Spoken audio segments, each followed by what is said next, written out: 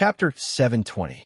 After an unknown amount of time, Huang Rong turned around and saw that Song Qing-shu was sweating profusely.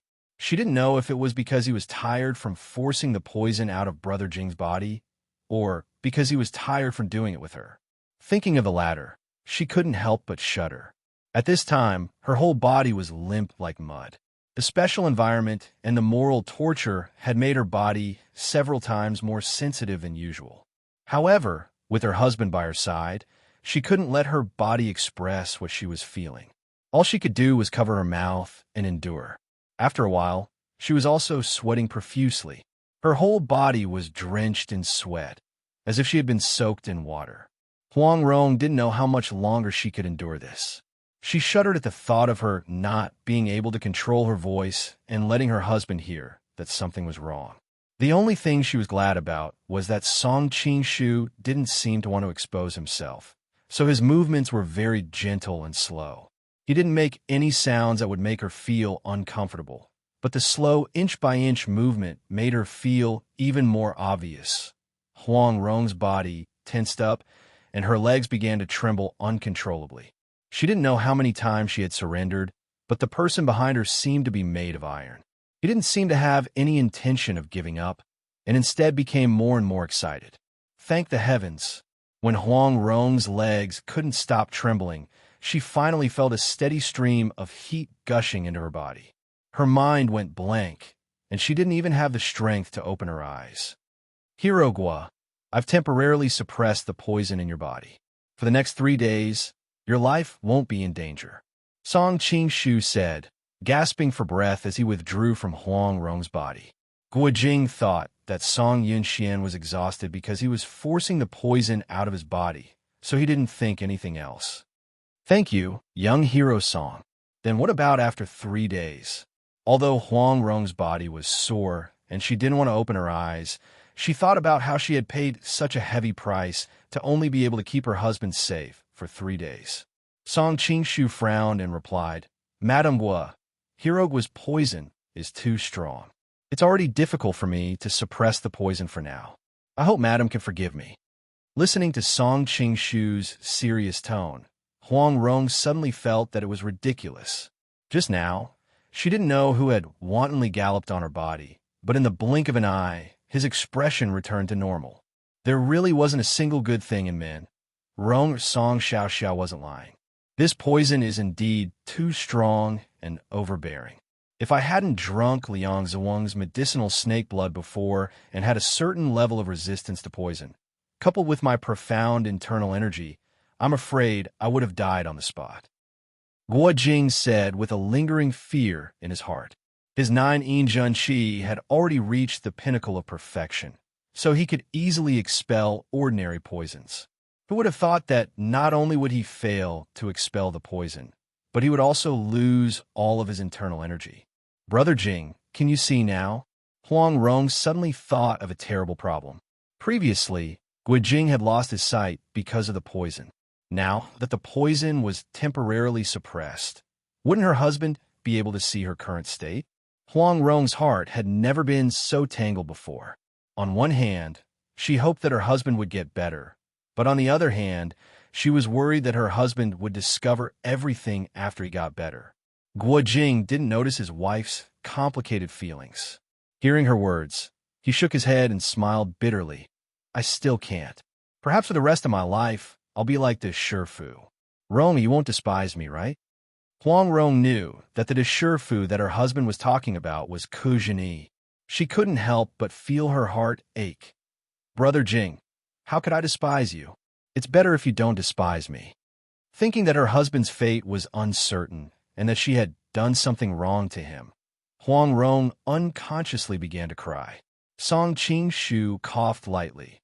Madame Gua, you don't have to worry too much. If I'm not wrong, as long as this poison is cured, Hirogua's eyes will naturally recover, and his martial arts will also be restored. In 3 days, we can find the antidote. Song Mao will definitely not let you down. Really? Huang Rong raised her head in surprise. She suddenly found that the person in front of her didn't seem so annoying. Of course it's true. Since Song Mao has received the payment in advance, how can he not do it seriously? Song Qing-shu winked at her, and Huang Rong's face became even redder. Huang Rong was about to say something, but who knew that his hand would conveniently reach into her clothes? Huang Rong's heart skipped a beat. Is he going to do it again? However, Song Qing-shu quickly withdrew his hand and waved the handkerchief in his hand. Then, under Huang Rong's murderous gaze, he wiped his body clean and threw it in front of her. He used secret voice sending and said, "This has your scent and mine on it. Keep it as a souvenir." Huang Rong cursed in her heart, but she was worried that her husband would smell something, so she hurriedly put the handkerchief back into her bosom. In order to hide the embarrassment in her heart, she hurriedly said, "But how did Brother Jing get poisoned?" Song Qing-shu sat on the couch and helped Huang Rong tidy up her messy clothes. He answered in a low voice, "Such a powerful poison. I'm afraid only Ouyang Feng and Wan Yin Liang's group can use it." Feeling his gentle movements, Huang Rong's heart trembled and her eyes became a little dazed. Before, he was like a demon, but now he was so considerate. He had changed back to the elegant young hero from before. She didn't know which side was the real him. I remember now. After I was captured, Ouyang Feng did give me a kind of medicine. But at that time, I saw that there was nothing wrong with my body, so I didn't think much of it. Now that I think about it, I couldn't take the antidote on time after I escaped, which caused the poison to act up. Guo Jing was blind, and he had lost his martial arts. He couldn't hear the surroundings, so he didn't know what was going on around him. He could only recall the details of his time in the prison. If that's the case, let's go find Ouyang Feng and get the antidote. Huang Rong subconsciously stood up. Who knew that as soon as she stood up, her legs would give way and she would fall down again? "Be careful, madam." Song Qing-shu was quick to react and held her up. Huang Rong's face turned red, and she hurriedly pushed him away. She was annoyed. "If it weren't for you, I wouldn't even be able to stand up straight." Guo Jing sighed. "Rong or Ouyang Feng hates us. I'm afraid he won't give us the antidote so easily." "Can't we steal it if he doesn't give it to us?" Huang Rong's small mouth curled up. She seemed to be in high spirits and had finally regained some vitality. "With our peerless Qinggong, Song Xiaoxia, wouldn't it be a piece of cake?" "Madame Guo really thinks highly of me." Song Qing-shu laughed bitterly. "If that's the case, Song Mao will try his best. But Madame Guo has always been resourceful. Will you be able to help Song Mao?" "That's good too. Rong, and Song Xiaoxia can look after each other." Guo Jing nodded. Hearing her husband say this, Huang Rong was so angry that she stomped her feet. But she also had a lot to say to Song Qing-shu. After a moment of hesitation, she agreed. "Okay, then let's not delay. We'll go now." Chapter 721. Huang Rong blushed, and her mouth opened and closed several times, but her heart was full of self-blame and guilt. For a moment, she didn't know how to answer. Song Qing-shu saw that she was in a daze and hurriedly helped her out. "Hero Guo, I drank too quickly. I didn't expect to disturb you." "Drink water?" Guo Jing was startled. It didn't sound like he was drinking water, but he wasn't the kind of person to ask questions. Hearing Song Qing-shu's explanation, he replied, "I was just asking." "Song Xiaoxia, I hope you don't mind." "How could I?" Song Qing-shu smiled. "Hero Guo, you should rest well. Your wife and I will go to Western Poison to find out what's going on." Guo Jing looked hesitant. "Song Xiaoxia, Ouyang Feng's kung fu is high, and he's good at using poison. I hope he can take care of Rong. Song Qing-shu looked back at Huang Rong. His smile became even brighter. "Don't worry. I will take good care of her." He deliberately emphasized the word "take good care." Guo Jing didn't understand, but Huang Rong understood. She glared at him. Song Qing-shu's heart skipped a beat when he saw the look in her eyes. He took her little hand and walked out. Huang Rong stumbled and said goodbye to her husband as she walked out. "Jing Ji, I'm leaving first." Guo Jing, who was in the dark, smiled and nodded. "Rong, be careful. Remember to listen to Song Xiaoxia's arrangements. Listen to that bastard's arrangements." Huang Rong really wanted to pinch her husband. If he listened to Song Qing-shu's arrangements, he would definitely send her to bed. Huang Rong subconsciously looked back at Song Qing-shu and saw that he was also looking at her. She couldn't help but turn her head away guiltily and vaguely replied, I'll act according to the situation. Huang Rong was worried that her husband would say something embarrassing to her without knowing it, so she hurriedly walked out of the room after saying that. Huang Rong felt that her cheeks were burning hot when she stepped out of the door and was blown by the cool night breeze. Seeing Song Qing-shu following behind her with a smile, she subconsciously stomped her feet. "What are you smiling at? Are you that happy?" Song Qing-shu shrugged and replied, "Since Hirogwa told you to listen to my arrangements, of course I'm happy." Huang Rong stared at him with hatred. Suddenly, she smiled sweetly. She walked to his side and wrapped her arms around his neck. She hung on him as if she had no strength. "Then what do you want me to do?" Huang Rong's reaction was beyond Song Qing-shu's expectations. After all, she had been acting like an aggrieved little wife who had been bullied. Now that she had taken the initiative to throw herself into his arms, he was bewildered. "Rong, are you all right? You teased me like that just now, and now you're here pretending to be serious?" Huang Rong snorted. Thinking of the absurd scenes tonight, her face became redder. "Humph, I figured it out. The more I resist and struggle, the more excited you are. I just don't want to do what you want." A strange look flashed across Song Qing-shu's eyes. He thought to himself, Huang Rong is indeed Huang Rong. She has grasped my thoughts so quickly. Just as she said, I actually enjoy watching her constantly struggle between morality and... After Song Qing-shu recovered from his surprise, he quickly reacted. He reached out and lifted her chin, looking down at the charming young woman in his arms. "Rong, your struggle has its beauty, and your obedience has its seductiveness. I didn't expect you to adapt to our relationship so quickly. Since that's the case, shall we do it again?" "No, no." Huang Rong was so scared that her face turned pale. Her legs were still trembling when she walked. If he did it again, she probably wouldn't be able to get out of bed. Huang Rong couldn't help but be startled when she ran out of Song Qing-shu's arms. Only then did she notice the teasing smile on his lips. She couldn't help but say angrily, You deliberately teased me. Who told me to like to tease you so much?" Song Qing-shu deliberately stressed. Huang Rong rolled her eyes at him and soon sighed faintly. "You've already gotten what you wanted tonight. You can't play with fire like this anymore. Just now, I almost exposed myself. If Jing Gij really saw me like that, how would I have the face to live? Today was an impromptu move. I didn't expect that I would be so bold." Song Qing-shu was also scared. Then he immediately changed the topic. "But tonight's scene was too exciting. I'm afraid I won't forget it for the rest of my life." "Do you think I can forget it?" Huang Rong sighed in her heart. She turned her face away and stood there without saying anything. Seeing that Huang Rong had fallen into silence, Song Qing-shu also knew that he had indeed gone too far. He hurriedly stepped forward and apologized. "Rong, tonight was my fault. In the future, I won't force you to do things you don't want to do." Huang Rong didn't believe him so easily. She lightly replied, "Prince Song's martial arts are unparalleled. Even if I really have any evil thoughts in the future, I won't be able to resist. So what's the point of saying these things now?" Song Qing-shu embarrassedly smiled. "What you said isn't impossible." Seeing that Huang Rong's eyebrows were about to rise, he hurriedly added, "Don't worry, Rong, even if I really have evil thoughts, I will ask for your opinion. As long as you don't agree, I won't force you." "Really?" Huang Rong's eyes finally showed a trace of joy.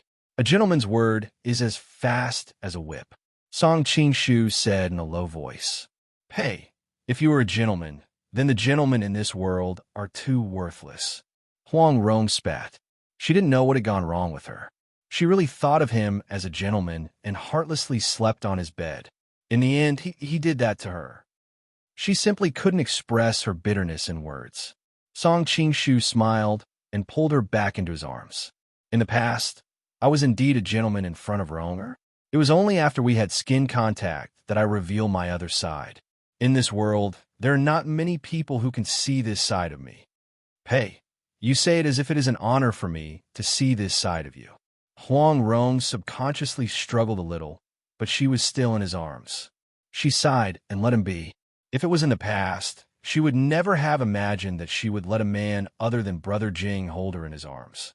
But now, When she was held by Song Qing Shu, she didn't feel any discomfort. His warm and broad chest even made her feel a sense of security. Huang Rong shivered and restrained some inexplicable thoughts in time. In order to divert her attention, she opened her mouth and asked Song, "Have you thought of how to get the antidote from Shidu?" Song Qing Shu didn't answer. Instead, he asked, "What did you call me?" Huang Rong turned her head and tightly pursed her lips. To be honest, she didn't know how to address this man. Song Xiao Xiao, Prince Song? But in front of him, she didn't act like a leader at all. Brother Qing Shu? She wouldn't call him that even if she was beaten to death. Rong in the future, you can call me Qing Shu in private. It won't be too intimate, and it won't seem distant. Song Qing Shu said. Huang Rong hesitated for a moment.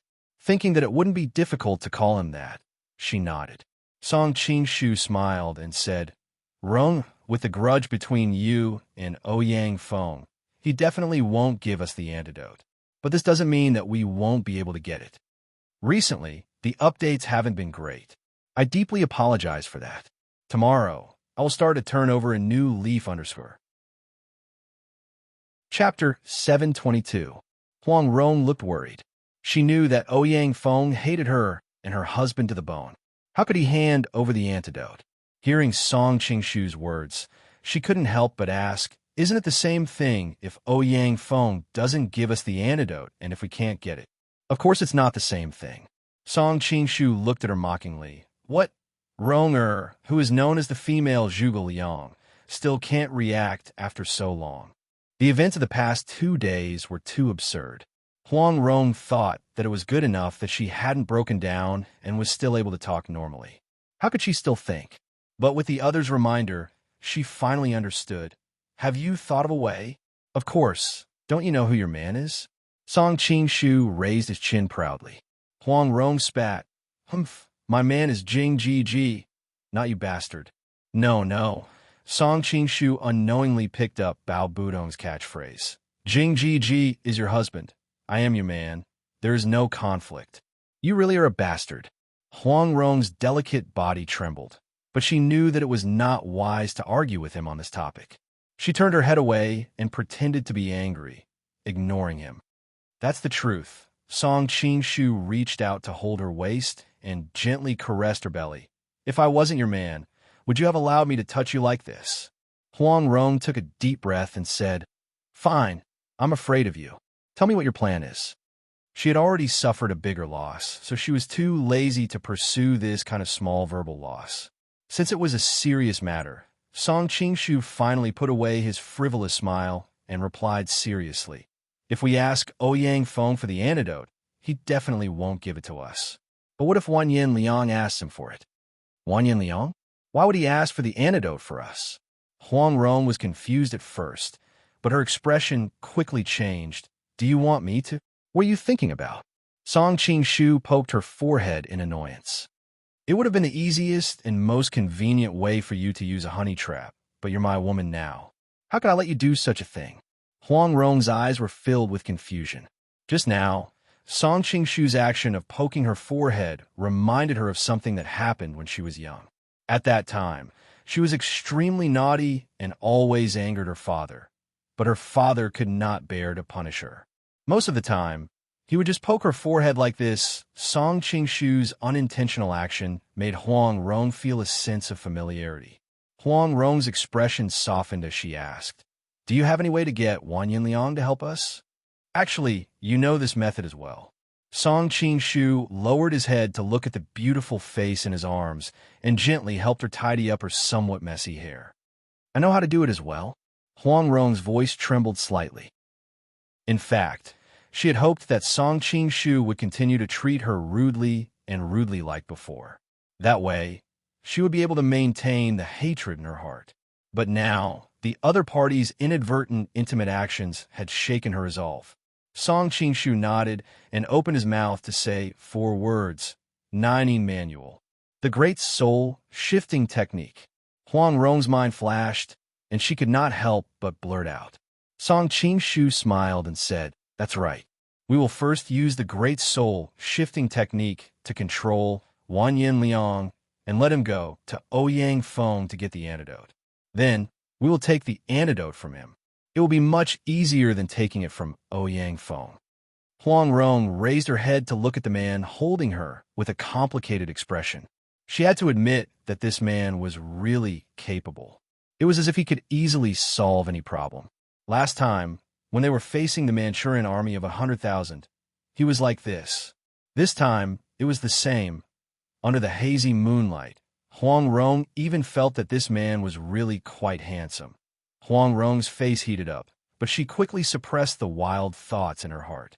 She said somewhat unnaturally, but the person under the great soul-shifting technique will have a dull expression. It will be easy for others to see through it. Moreover, Ouyang Feng has seen the 90 manual. Although she had successfully used the great technique of soul transfer to tamper with Mrs. Tang's memory, it was one thing to slightly change a person's memory, and another to use the great technique of soul transfer to make someone do something. The difficulty of the two was simply incomparable.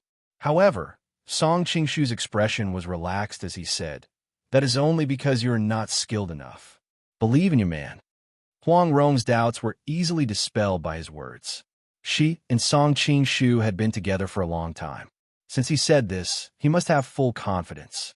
However, every time she thought about him claiming to be her man, Huang Rong's jade face would blush and her body would heat up.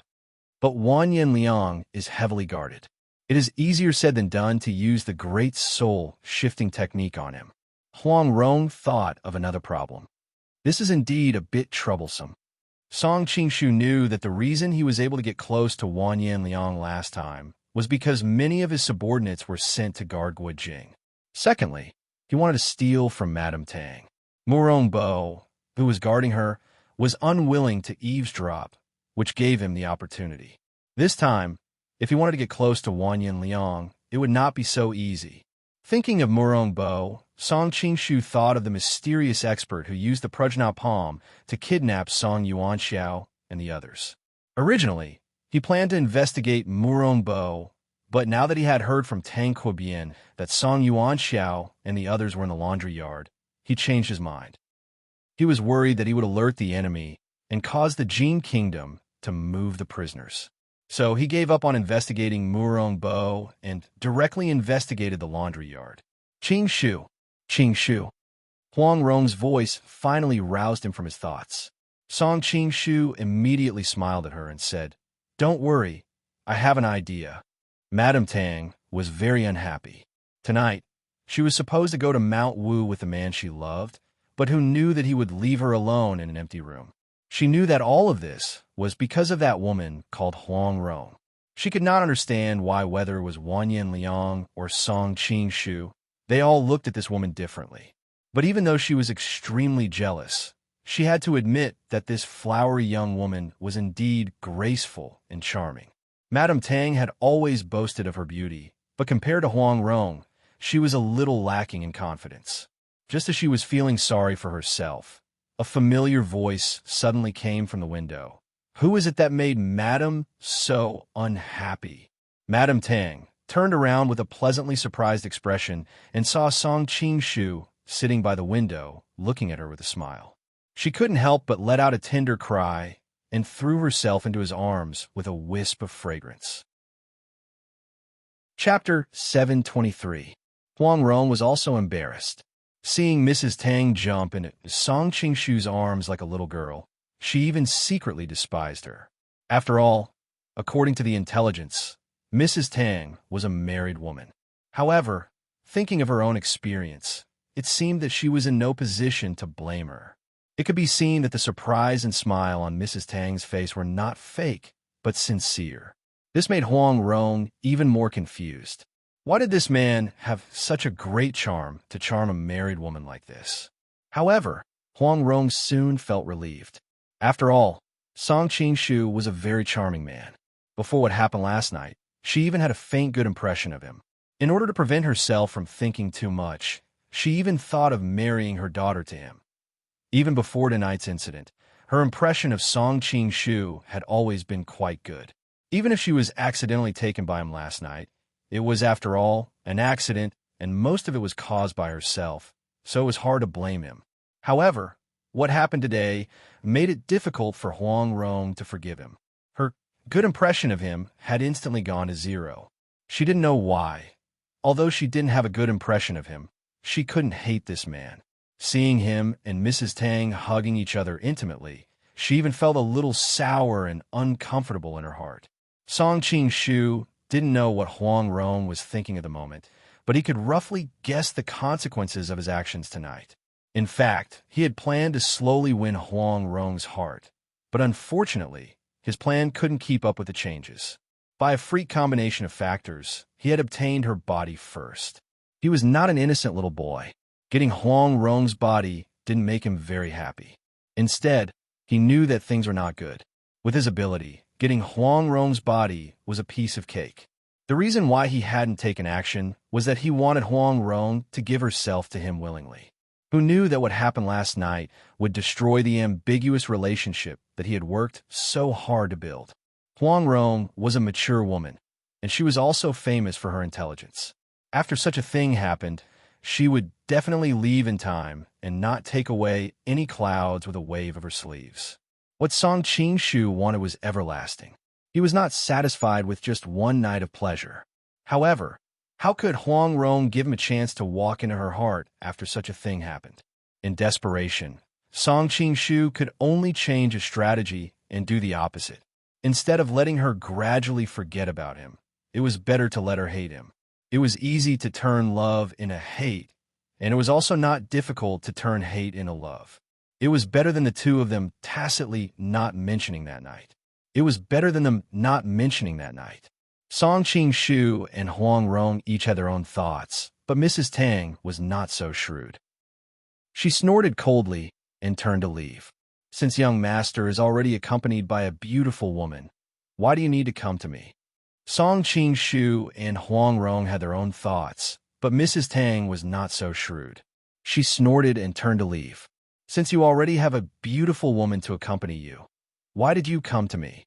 Hearing this, Mrs. Tang felt happy. Huang Rong is so beautiful. There are things she can't do. Thinking about it, she couldn't help blushing. I don't know what she can't do, so much that Prince Song has to come to me. Is it because she is too reserved to satisfy his request wholeheartedly like me? Thinking of those positions that she had never seen before, even though Mrs. Tang was used to seeing love, her heart was beating wildly. It was understandable that Huang Rong was not willing to do that. In fact, I want you to come forward and invite Wan Yinliang over. Hearing Song Qing-shu's words, Mrs. Tang finally woke up from her thoughts. She felt as if a bucket of cold water had been poured over her head. She smiled unnaturally and said, "Okay, yes, how could Prince Song be willing to let the pure Huang Rong seduce other men? Of course, this kind of thing should be done by a broken woman like me." Mrs. Tang couldn't help but feel sorry for herself. "Aren't you going to ask me why I want him to come over?" Song Qing-shu had been with women for a long time and had a good grasp of women's thoughts. As soon as he saw Mrs. Tang's gloomy expression, he knew that she must have thought wrong. Master must have his reasons for doing this. "I will do as you say. There is no need to ask why." Mrs. Tang lowered her head, and no expression could be seen on her face. Song Qing-shu smiled and said, "When the time comes, you just need to invite him over. I will take care of the rest. Did you forget that I hypnotized him before?" Mrs. Tang was delighted and subconsciously looked up. "I don't need to accompany him."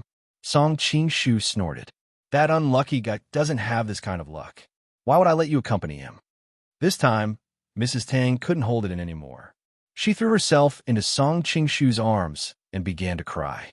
"I thought that master didn't want me anymore." Song Qing-shu hurriedly patted her shoulder and comforted her.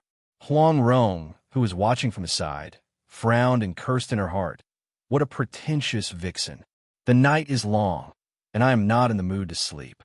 I invite you to drink and admire the moon.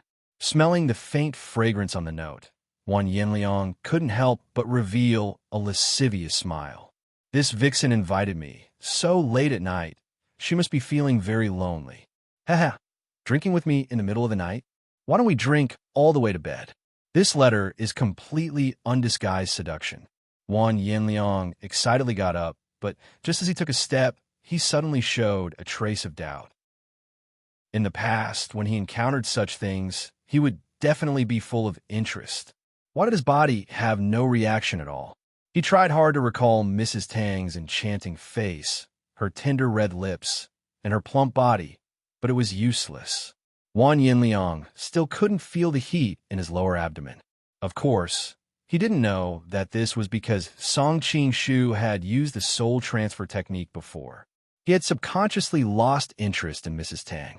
If it wasn't for Mrs. Tang taking the initiative to invite him, he wouldn't even have thought of this woman. Forget it, let's go over and talk. Wan Yinliang thought it was because he was mentally exhausted these past 2 days and didn't care too much about it. He thought that with Mrs. Tang's exquisite fiery red lips, wouldn't it be easy to get interested later? Wan Yinliang majestically walked towards Mrs. Tang's room with a group of guards. When he arrived at the door of the courtyard, he ordered his subordinates to stay outside and didn't let them follow him in. After all, Mrs. Tang was a married woman, and he had to consider the impact. Although he wasn't afraid of Mrs. Tang's husband, if he was too unsightly, he might force him to do something desperate. As for the issue of safety, he wasn't worried. Before he came, he had already ordered the guards to thoroughly search the courtyard. There wasn't any danger. Mrs. Tang, inviting me so late at night, what an elegant mood. Wan Yinliang excitedly ran in, but he still pretended to be elegant and didn't show his anxious side. Chapter 724. I'll close it right away. Wan Yinliang chuckled a few times and quickly turned around to close the door. He thought that this woman must have been destitute for a long time and was already in the throes of love. The only thing that made Wan Yinliang unhappy was that his body didn't seem to have the reaction he expected. But when he thought that he could ask Madame Tang to help him, he didn't care so much. But when he turned around in high spirits, he didn't see Madame Tang lying on the bed. Instead, he saw an unexpected man smiling strangely at him. There's an assassin. Wan Yinliang wanted to call for help, but unfortunately, his voice was suppressed by Song Qing-shu and his body couldn't move at all. Look into my eyes. Song Qing-shu's pupils became incomparably black, and Wan Yinliang's eyes gradually lost their light.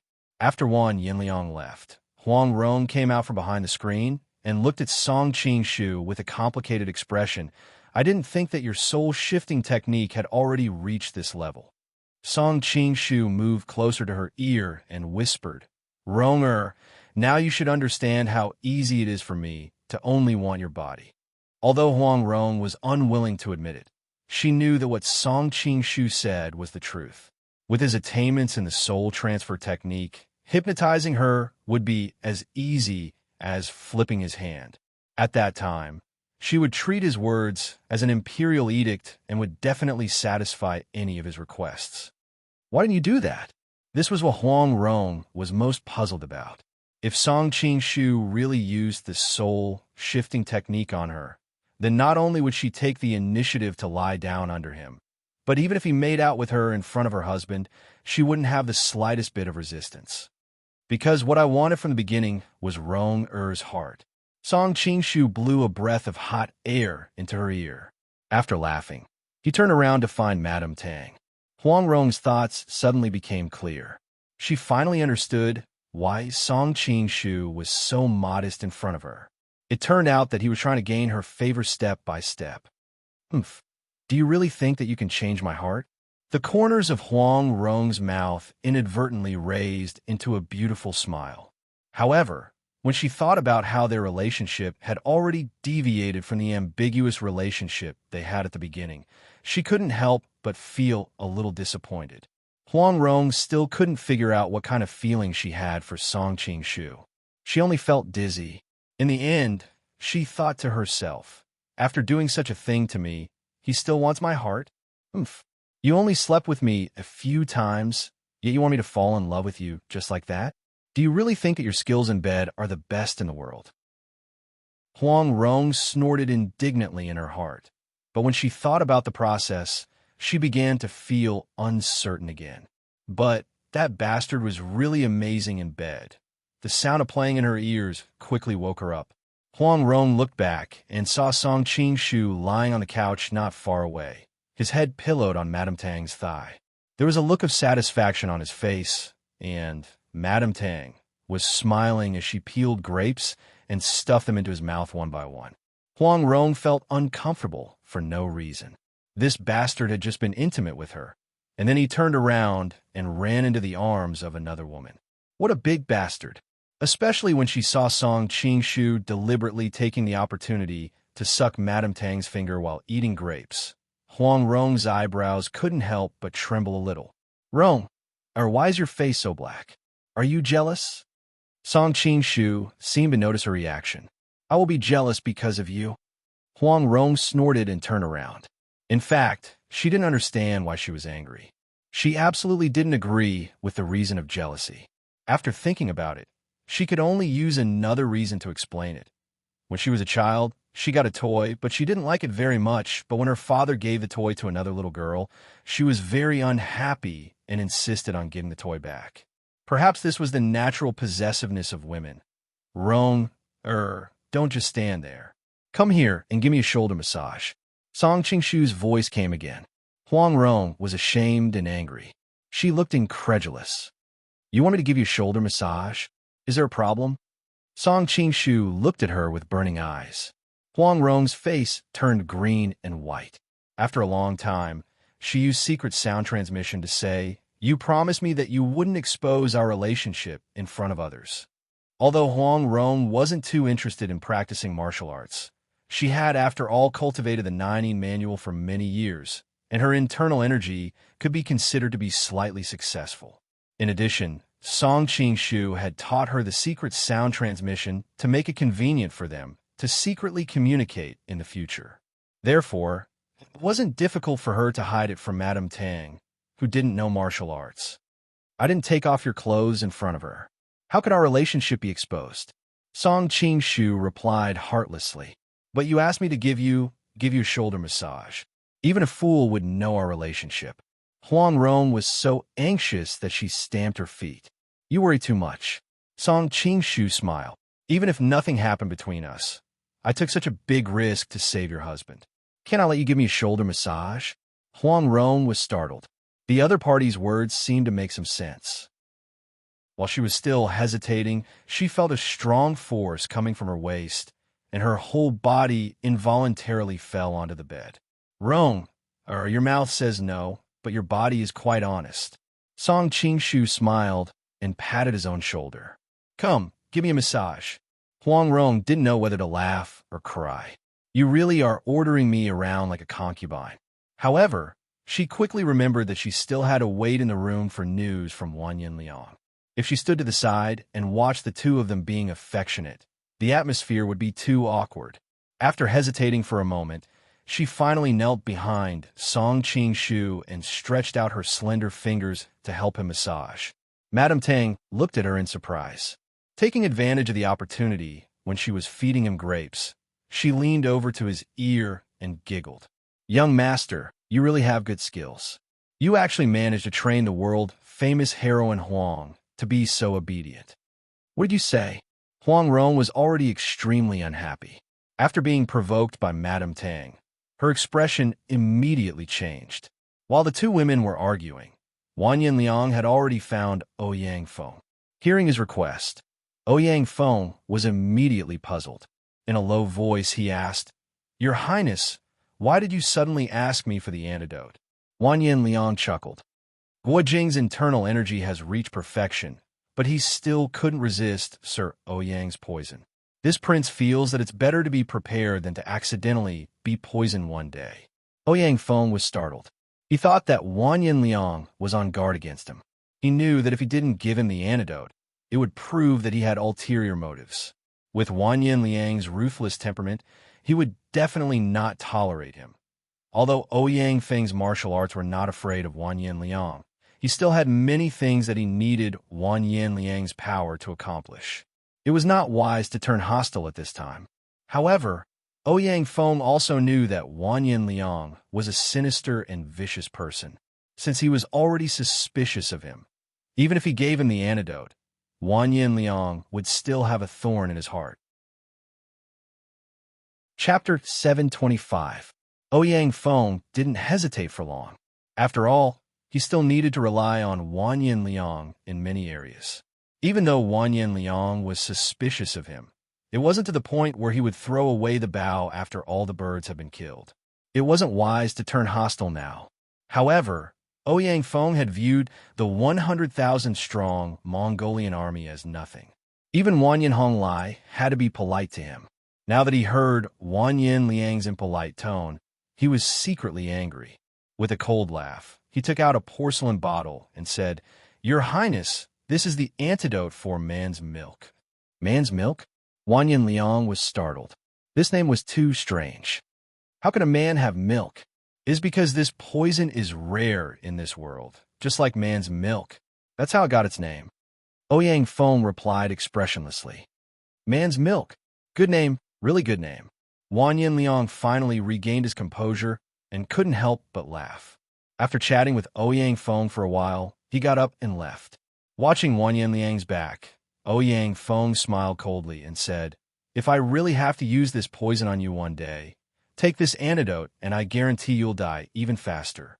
Song Qing-shu was in Madame Tang's room, enjoying the gentle service of two beautiful women. The two women had previously been at loggerheads, and he had hurriedly stepped in to be the peacemaker. For some reason, the two women seemed to have entered a state of competition.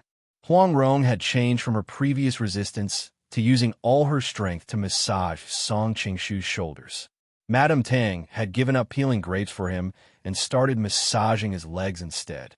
Of the two women, one was from a noble family and the other was from a decent family. In reality, neither of them had much experience in serving others.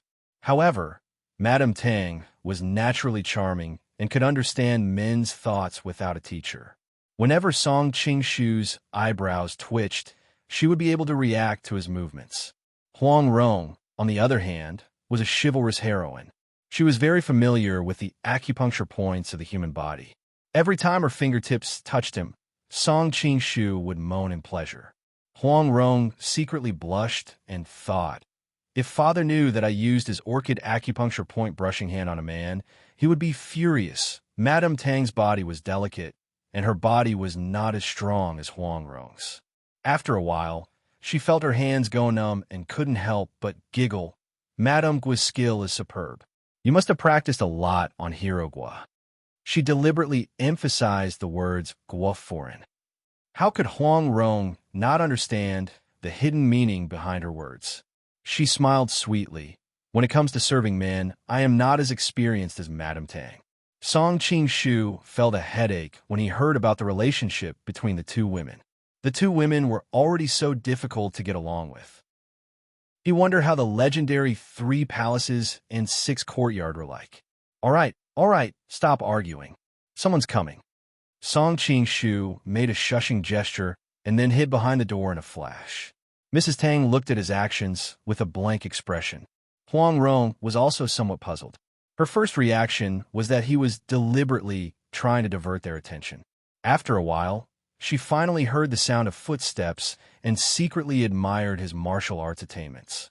Wanyan Liang excitedly pushed the door open, but before he could say anything, his vision went black and he fainted on the ground.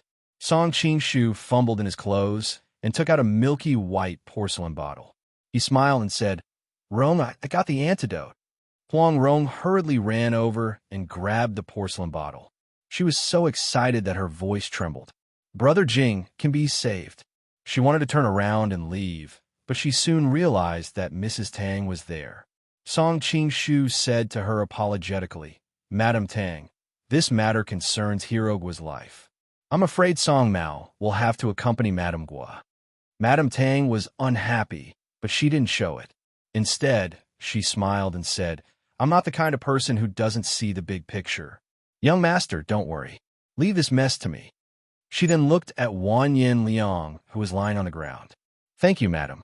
Song Qing-shu pointed to Wanyan Liang and said, "Madam, don't worry.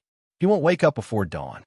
Soon, Song Qing-shu and Huang Rong avoided the guards outside and quietly left Madame Tang's room.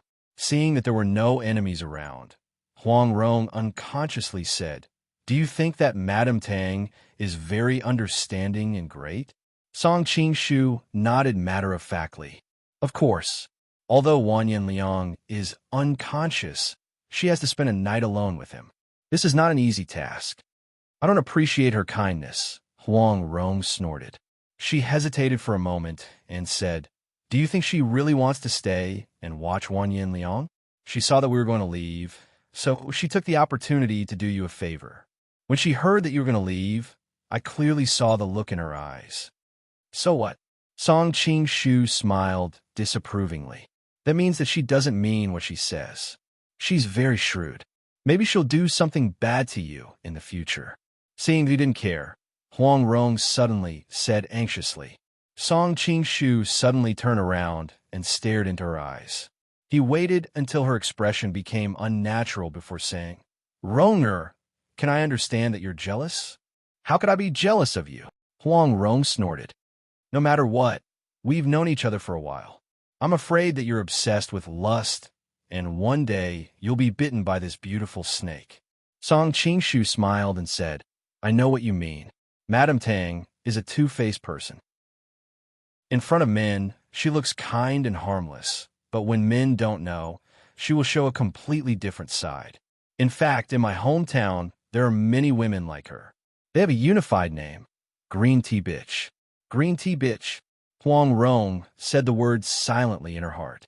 Although I've never heard of it before, I have to admit that it's very appropriate. Of course, the people in my hometown are full of lewd talents. Song Qing-shu laughed and said, but then again, so what if she's a green tea bitch? Men like green tea bitches anyway. Huang Rong was stunned. Why is that? Because green tea bitches are all very beautiful. Most men only need her beauty, not her heart. Song Qing-shu replied with a serious face. What's more, green tea bitches are understanding flowers in front of men. Men will enjoy that feeling very much. As for what she looks like in the future, who is interested in caring about it? As the saying goes, after I die, I don't care about the flood. Huang Rong couldn't help but spit. Bah, men are really not good things. Song Qing-shu suddenly looked serious. Ronger, most men won't like you talking behind people's backs like this. Huang Rong's eyes turned red and her heart was full of grievance. She didn't explain and snorted coldly. I don't need you to like me. Song Qing-shu took her arm and held her in his arms again. But I've never been one of the most men. I think you're particularly cute when you're jealous. Huang Rong suddenly became anxious. I said I'm not. Chapter 726. Hearing Song Qing-shu mention her husband, Huang Rong's heart flashed with a trace of regret. Now that she had the antidote, she couldn't save Brother Jing immediately. Huang Rong collected her thoughts and nodded. She took the porcelain bottle and quickly walked into the room. Guo Jing was sitting cross-legged on the bed. It seemed that he was circulating his internal energy, but from the large beads of sweat on his face, it was obvious that the situation was not optimistic. Ronger, is that you? Under normal circumstances, Guo Jing would have been able to distinguish the footsteps of his wife. But now that his dantian was empty and his eyes were blind, he could only hear the light footsteps of the person entering. It should be a woman. Brother Jing, we found the antidote. Seeing her husband's pitiful appearance, Huang Rong's nose turned sour, and she hurried over to support him. NP for all. Asterisk, less than or equal to. Song Qing-shu leaned against the curtain at the door and didn't go in to disturb the two. It was strange that even though he had a strong desire for women, he didn't feel uncomfortable seeing Huang Rong and Guo Jing being intimate.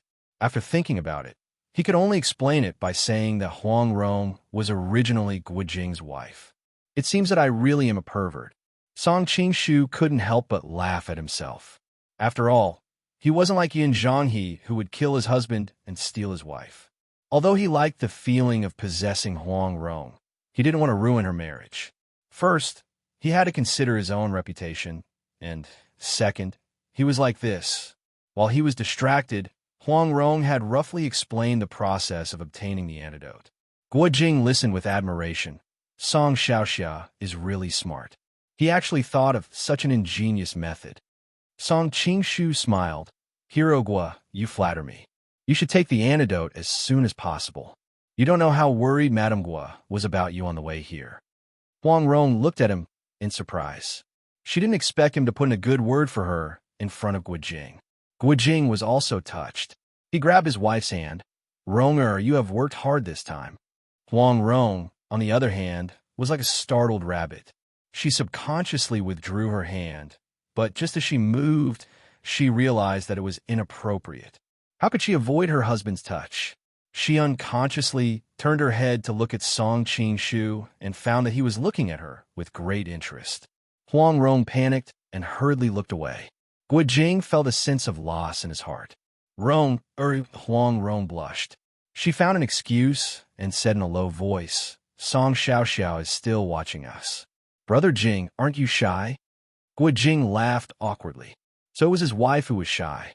In order to hide the embarrassment in her heart, Huang Rong took out a porcelain bottle and poured out an antidote from it.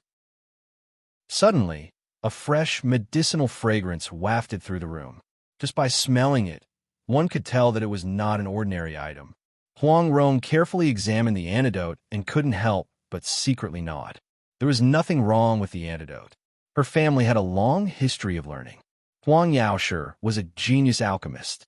Even though her knowledge of alchemy was less than 10% of her father's, she had no problem determining whether the antidote was poisonous or not. She knew that the Western poison Ouyang Feng had always been cunning, so she didn't trust him too much. She only felt relieved when she determined that the antidote was not poisonous. After Guijing took the antidote, Song Qing-shu helped him disperse the antidote. Seeing her husband's pale face gradually turn red, Huang Rong's face finally showed a trace of a smile. But her smile didn't last long. Guijing's face became redder and redder. Suddenly, he spat out a mouthful of poisonous blood. Song Qing-shu, who was helping Guijing dissolve the antidote, couldn't help but be shocked. He felt that Guijing's breathing suddenly became very chaotic. The poison that he had previously suppressed seemed to show signs of rising again. Brother Jing, what's wrong? Huang Rong cried out in alarm. She reached out to support her husband and found that his skin was frighteningly hot. Guijing opened his eyes and looked at her. His lips moved as if he wanted to say something. Unfortunately, before he could open his mouth, he fell on the bed and no longer made the slightest sound. Brother Jing. At that moment, Huang Rong's heart broke. She suddenly turned around and glared at Song Qing-shu. Song Qing-shu, your heart is so poisonous. Song Qing-shu frowned. What do you mean? What do I mean? Huang Rong sneered. You directed this play yourself. You wanted to kill Brother Jing with a borrowed knife. Only then would you have the chance to have me. I was really blind to naively believe that you really wanted to save Brother Jing. Song Qing-shu looked at her and said in a low voice, You are so emotional right now, so it's inevitable that your imagination will run wild. I can pretend that I didn't say anything. Huang Rong shook her head as if she hadn't heard his words. Her eyes lost focus and she murmured, You've already gotten what you wanted, and I've promised to be your secret lover in the future. Why do you still want to kill my brother Jing? Seeing her heart broken and hating him to the bone, Song Qing-shu was both annoyed and amused. Hey, although we're so familiar with each other, I'm really going to sue you for slander if you keep spouting nonsense like this. Who said that I wanted to kill Hirogwa?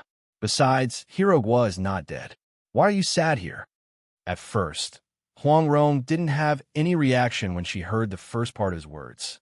But when she heard the last part, her eyes suddenly became bright again. She looked at the bed in surprise. Brother Jing is not dead?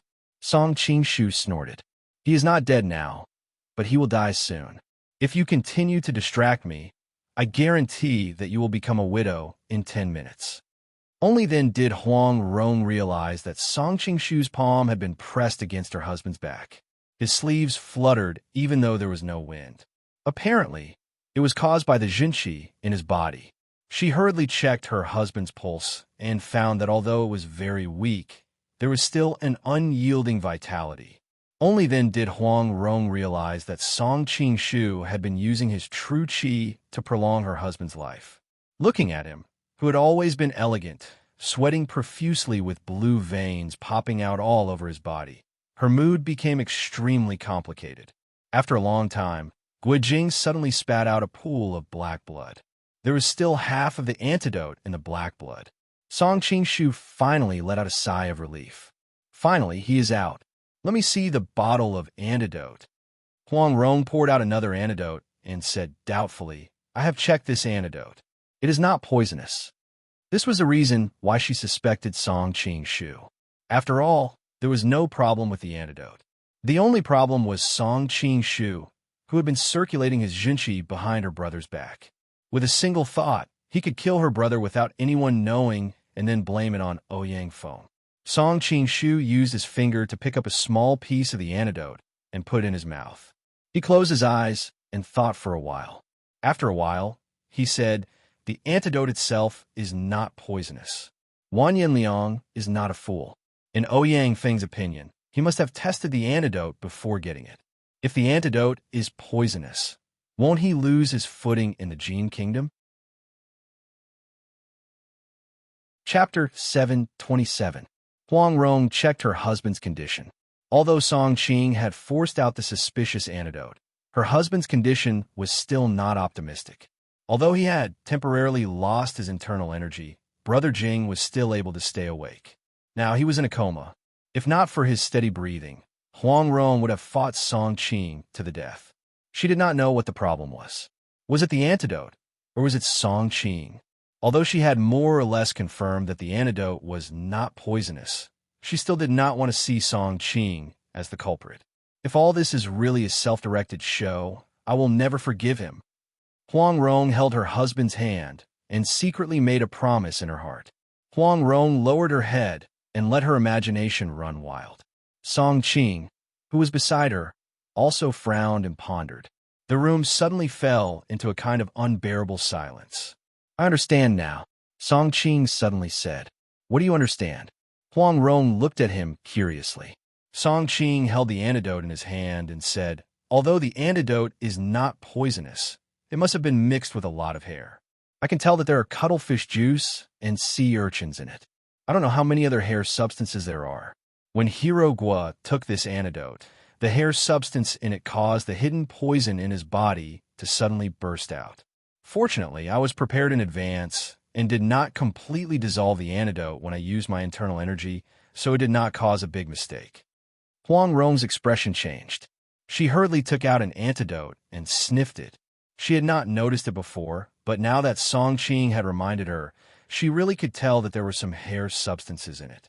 Ouyang Feng is indeed sinister and cunning, Huang Rong said hatefully. She looked at Song Qing apologetically. I'm sorry, I misunderstood you before.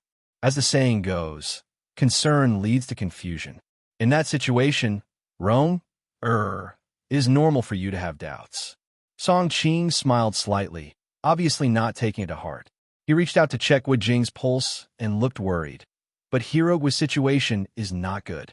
Huang Rong was shocked and hurriedly asked, didn't you say that the poison has been controlled?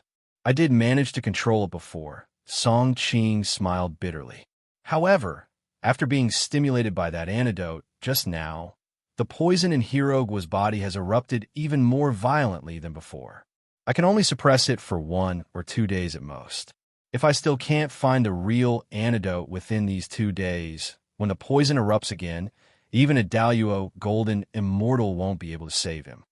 Huang Rong's face suddenly turned pale.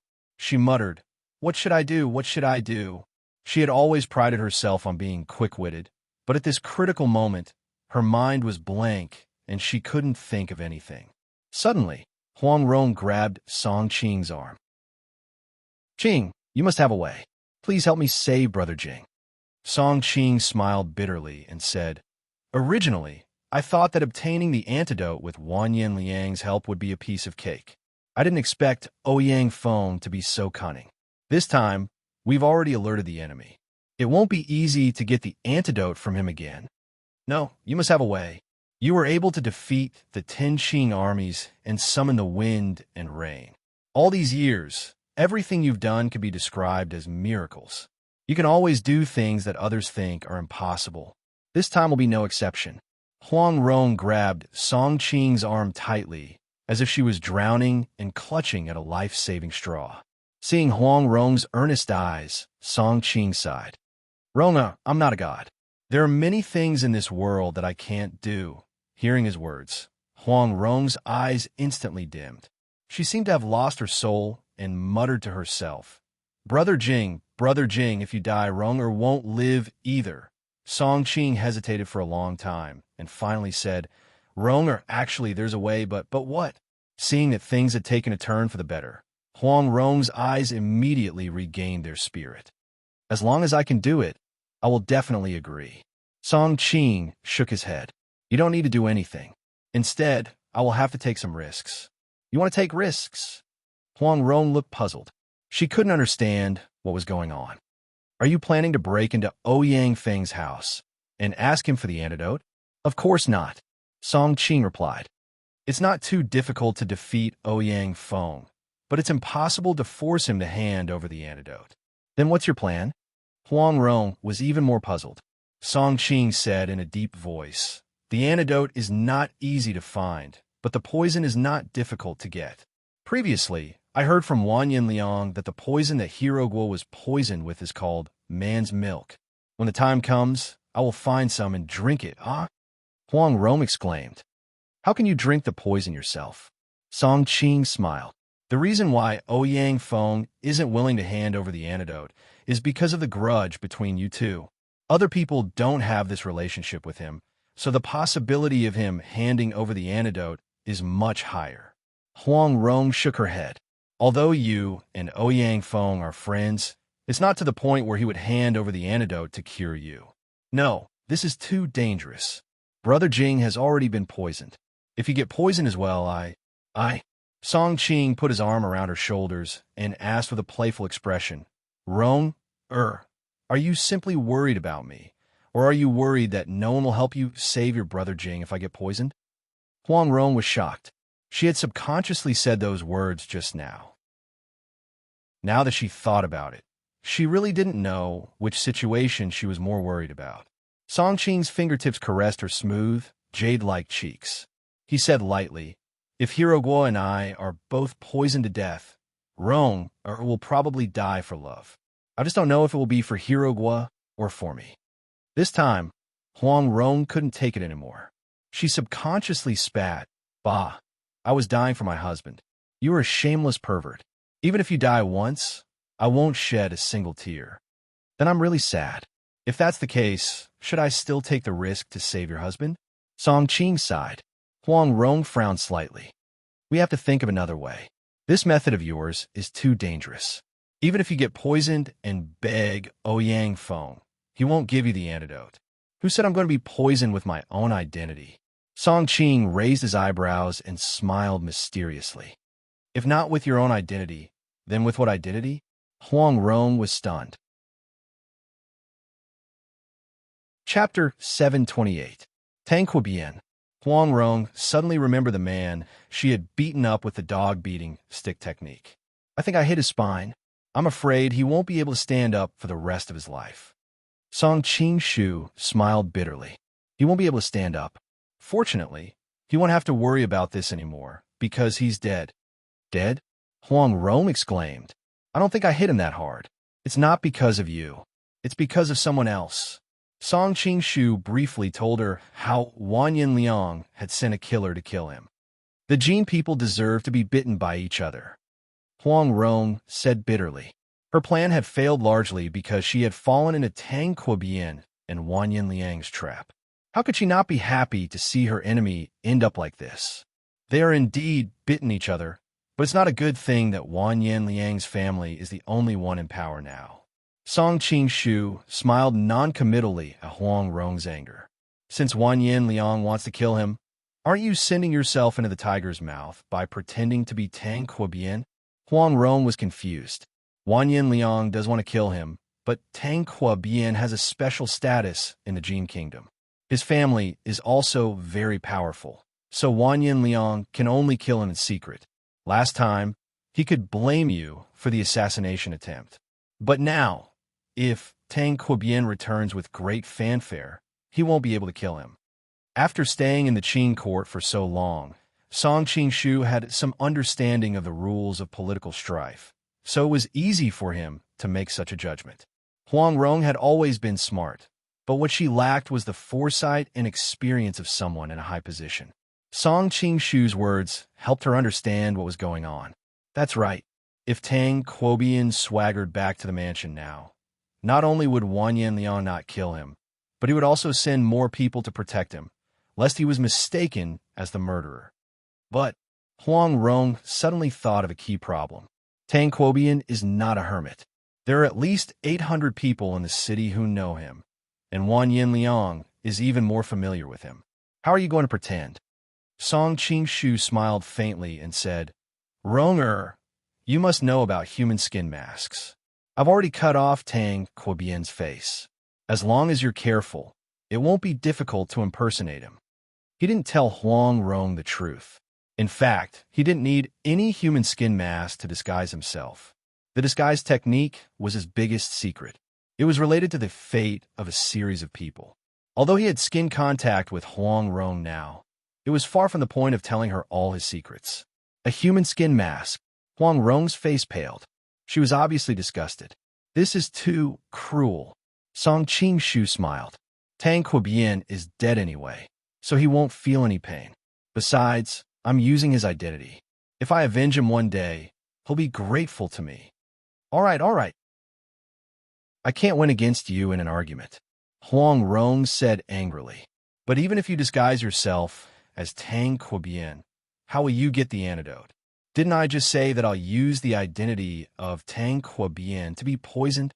Song Qing answered. Huang Rong shook her head. She was obviously not sure. Although Wang Yanliang wouldn't dare to do anything to Tang Quobian if he was poisoned, Wang Yanliang could take the opportunity to kill him and blame it on the poison. Song Qing seemed to have expected this question. He smiled mysteriously and said, So I can't go back by myself. I need you to escort me back. Huang Rong was even more confused. It's very simple, Song Qing explained. I'll pretend to be Tang Quobian and fall into your hands. In order to save your husband, you inject your husband's poisonous blood into my body. I'll be poisoned as well. Then you'll come to my door and ask Wang Yanliang to give you the antidote. Tang Quobian will live. If you don't give me the antidote, I'll bury Tang Quobian with your husband. Wonderful. Huang Rong's eyes lit up. Although Wang Yanliang wanted Tang Quobian to die 1,000 times, he would bear the crime of killing Tang Quobian if he refused to give him the antidote in public. Although he was powerful, Tang Quobian was the emperor's son-in-law, and the Tang Quo family was one of the top families in the Jin kingdom. Wang Yanliang would not be able to bear the consequences. Therefore, he would probably agree to give up the antidote. In this way, he could also do the imperial family and the Tang Quo family a favor. But the antidote in Wang Yanliang's hands is fake. It's useless even if we get it. Huang Rong's face quickly darkened. Song Qing reached out and stroked her hair. Rong you're too worried. Think about it carefully. Although Wang Yanliang doesn't know the antidote is fake, Ouyang Feng knows it. Unless he wants the fake antidote to be exposed and publicly break with Wang Yanliang, he will definitely give the real antidote to Tang Quobian.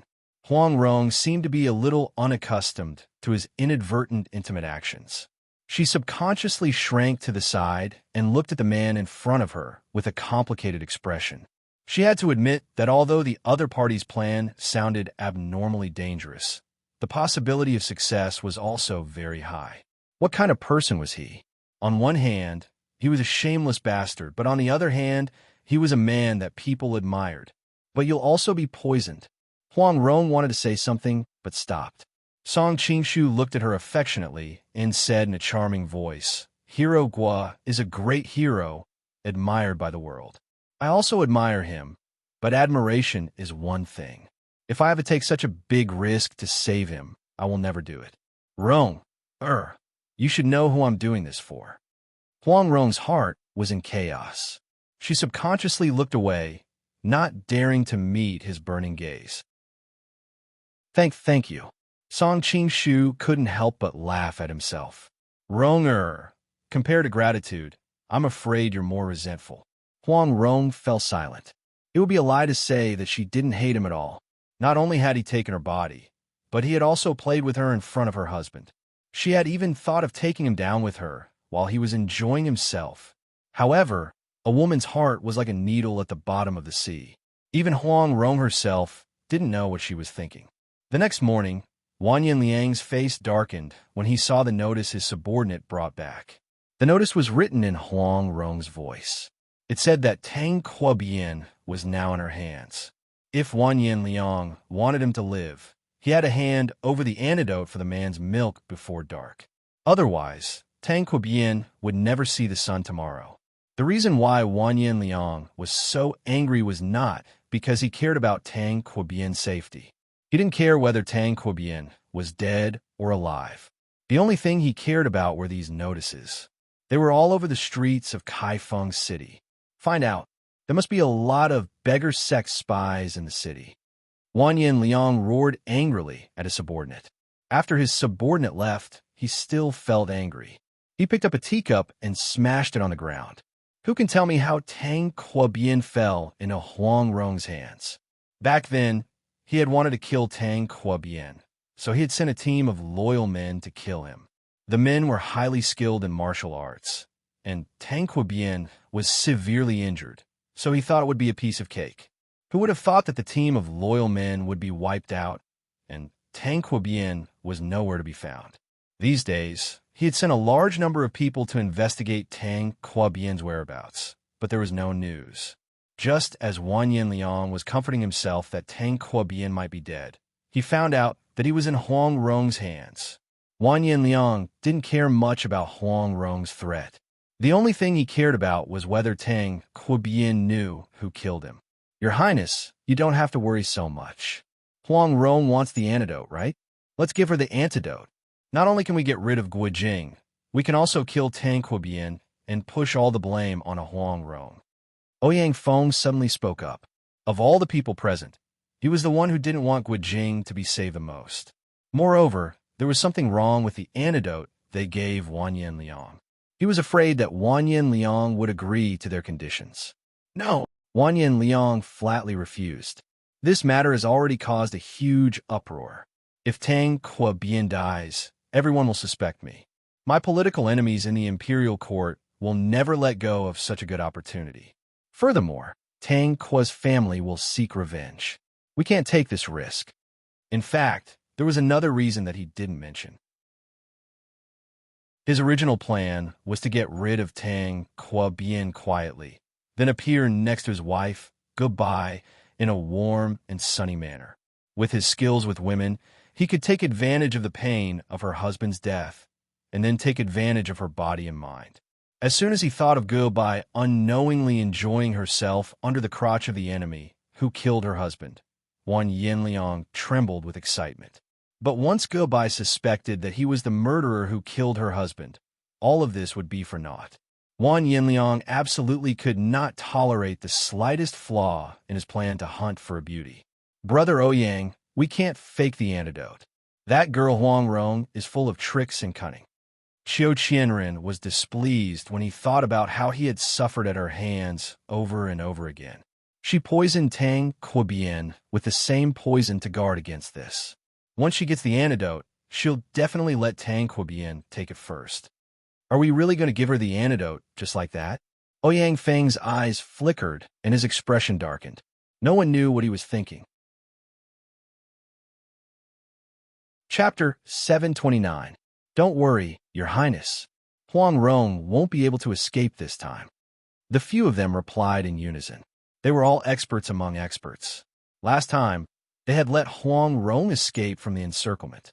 Although Wan Yinliang did not blame them, they still felt that they had lost face. They wanted to regain their face this time. Among the three of them, Ouyang Feng had an old grudge against Guijing and Huang Rong. From his point of view, there was no reason for him not to do his best. Qiu Qianren's desire for fame was the most important. He had completely pledged his allegiance to Wan Yinliang. For the sake of glory, splendor, wealth, and rank, he would do his best to show his worth. As for Murong Bo, who appeared as old Monk Li, he was actually the least concerned of the three. It's still unknown whether tranquil is in Huang Rong's hands or not. Your Highness shouldn't be fooled by her bluff. Ouyang Feng didn't want Wanyan Liang to agree to give Huang Rong the antidote. After all, it would be easy to find out that he had given Wanyan Liang a fake antidote. I had the same suspicions at first. Wanyan Liang shook his head and pointed to a strange mark on the notice. However, this mark is the Tang Kua family's clan leader's seal, which is in Tang Kua Bian's hands. It's impossible for an outsider to copy it. Furthermore, Tang Kua Bian has been missing for the past few days, and I've sent out all my men to no avail. It seems that only by falling into Huang Rong's hands will he be able to fool our eyes. I see. The others suddenly understood. But even Wanyan Liang didn't know that Tang Kua Bian had told Song Qingshu about the clan leader's seal and a series of other secrets before he died, so that Song Qingshu could better disguise himself. Even a sly Wanyan Liang couldn't see through it. But why did that brat Huang Rong set the time for tomorrow and told us the location? Even though Huang Rong had been someone's wife for many years, the mischievous young girl from back then had left a huge psychological shadow in Xiao Qianren's heart, so he couldn't change his mind for a while. It's very strange. They gave us a day's time. Doesn't that give us more time to prepare? Wan Yinliang pondered for a moment. But it's still beneficial to us. Huang Rong is full of tricks. There must be a trap. Ouyang Feng's face darkened. Thinking of the suffering he had suffered under her hands, his expression became extremely ugly. She purposely told us the time and place in advance. I'm afraid she purposely wanted us to set up an ambush there. When the time comes, she can change the location at the last minute and restrain a large number of our men without wasting a single soldier. Wan Yinliang nodded and said, What Mr. Ouyang said makes sense, but I can't not make arrangements for that place.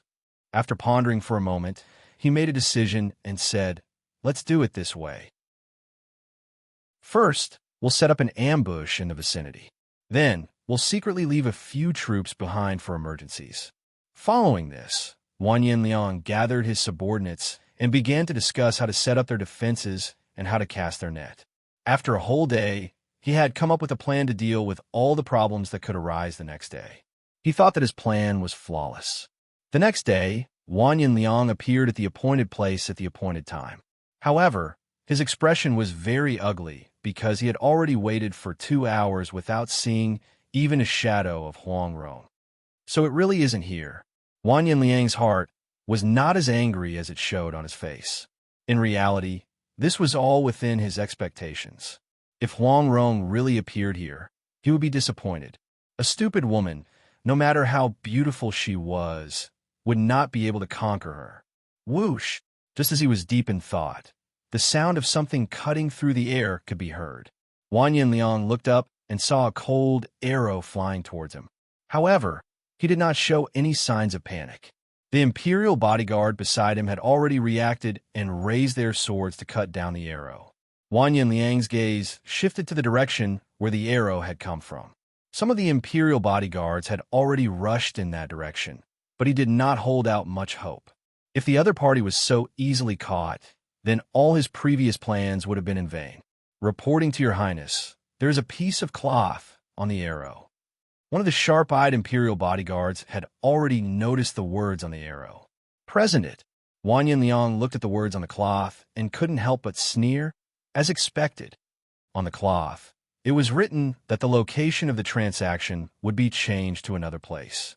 The time limit was half an hour. Calculating the distance between the two places, half an hour was just enough time to get there. Let's go. Let's change the location. Wan Yinliang waved his hand and turned his horse around, rushing towards the new location. As for the problem of soldiers surrounding the new location, he was not worried at all. Last night, his subordinates had already considered this situation, so he had divided his troops into more than 10 groups and had them spread out across the Kaifeng region. This was to ensure that no matter where Huang Rong appeared, there would be troops surrounding her in the shortest amount of time possible. Compared to this prince's scheming, you are still too inexperienced. Wan Yinliang's lips curled into a sinister smile. He had already set up an inescapable net in the Kaifeng region, ensuring that not even a fly would be able to escape. In addition, Ouyang Feng and the other experts were always by his side. As long as Huang Rong appeared, she would not be able to escape even if she grew wings. Thinking that he would finally be able to taste this world-famous beauty, Wanyan Liang could not hide his excitement. After a few hours, Wanyan Liang could no longer smile because he had already been led around in a big circle by Huang Rong. He had already followed the directions on the arrow to 5 or 6 different locations, but Huang Rong still had no intention of appearing. Every time, it was a cold arrow with information about the next location. The only thing that Wanyan Liang was glad about was that these places were still within the control of his subordinates. After moving to 2 more places without stopping for half a day, the only ones who could still follow Wanyan Liang were Ouyang Feng and a few other Grandmaster-level masters. Only his personal guards could follow Wanyan Liang. Wanyan Liang's personal bodyguards were all carefully selected elite warriors, and with the special characteristics of the Jurchen race. They were also elite cavalrymen. This was why they could not leave his side even for a moment. However, Wanyan Liang did not mind. After all, the Kaifeng region was the territory of the Jin Kingdom, and Huang Rong's side could not have too many people. If he wanted to keep her here, just the people by his side were enough. Moreover, as long as the location was confirmed, the nearest soldiers would be able to arrive in the shortest time possible. Of course, Wanyan Liang was still very unhappy about being led around like a monkey. He secretly swore that once he caught Huang Rong, he would not stop until he had F***ed her until she could not get out of bed for 3 days. Downwind Pavilion. For some reason, when Wanyan Liang saw the latest information about the location, he had a feeling that this was the place. The Downwind Pavilion was located at the intersection of several major roads, and could be said to be accessible in all directions. It was an excellent place to escape after an incident. However, Wanyan Liang secretly sneered. Yesterday, his aides had studied the map of the vicinity of the Kaifeng city several times, and this place was one of the places they speculated that Huang Rong would choose. He had already set up an ambush within a radius of dozens of miles, and as soon as he gave the order, all the escape routes would be surrounded by an inescapable net. Not to mention people, even birds would not be able to escape. Of course, this place was too accessible, and there were also several other possible locations for ambushes, so Wanyan Liang could not really completely surround this place. Because of the terrain, it was impossible to send people to guard the mountain behind the Downwind Pavilion. However, there is no need to guard it, because the mountain seemed to be boundless, but in fact, it was a dangerous place. At the top of the mountain was a cliff, and no matter how good one's lightness skill was, if he fell, he would be smashed to pieces. However, none of this was known to the locals, and Wanyan Liang only knew about it when he looked through the county records and maps of the Kaifeng city. Even a wise man will make a mistake. Wanyan Liang thought to himself. It seemed like even the heavens were helping him. He had heard that Huang Rong was quick-witted, but it seemed like she was going to fall here. When the group of people arrived at the Downwind Pavilion, they saw a beautiful woman burning incense and playing the zither. The sound of the zither was low and mellow, and seemed to carry a hidden bitterness. Hearing it made one's heart skip a beat and feel intoxicated. Wanyan Liang's group of people had come with a murderous intent, but as soon as the sound of the zither entered their ears, their murderous intent lessened. Although Huang Rong is hateful, she is indeed beautiful. No wonder Ouyang Ku was so infatuated with her. Thinking of Ouyang Ku, Ouyang Feng felt a sense of loss. Qiu Qianren, who was standing to the side, also secretly clicked his tongue. That girl Huang Rong was already exceptionally beautiful, but after getting married, her figure became even more outstanding. Looking at the woman in the pavilion, Wanyan Liang's eyes flashed with passion. He waved his hand to signal his subordinates to stop. Then he took a few steps forward and said, "The ancient said that music lingers in the air for 3 days, but I have never believed it. Today, after listening to Madame's song, I know that the ancients were right. However, I can feel that there is a hidden bitterness in Madame's music, and I don't know what it is about. Perhaps I can help Madame." Huang Rong was secretly surprised. When she was playing the zither, She couldn't help but think of the complicated relationship between her and Song Qing-shu. She didn't expect that this King Jean was proficient in music and could hear her thoughts from the music. However, she quickly suppressed her surprise and replied coldly, "The music of the zither is like a person's heart, and it can't bear the slightest bit of dirt. Once it is stained, it will lose its clarity. This zither was first stained with my troubles, and now it has been stained with your murderous intent and desires. The heart of the zither is no longer pure, so how can it play with such clarity? This zither is better off not having it." As soon as she finished speaking, she stretched out her hand, and the strings of the zither in front of her broke. Chapter 730. Huang Rong smiled faintly. "Now that I'm surrounded by wolves and alone, I have to be careful. If I bring Tang Quobian with me, your Highness won't have any scruples and you'll immediately send someone to take him away. But how can I know if Tang Quobian is still alive or not?" Wan Yin Liang sneered. "It's impossible for him to be unscathed," Huang Rong said as the people of the Jin Kingdom turned pale. "He was poisoned by the famous Western poison. It's already a miracle that he didn't die."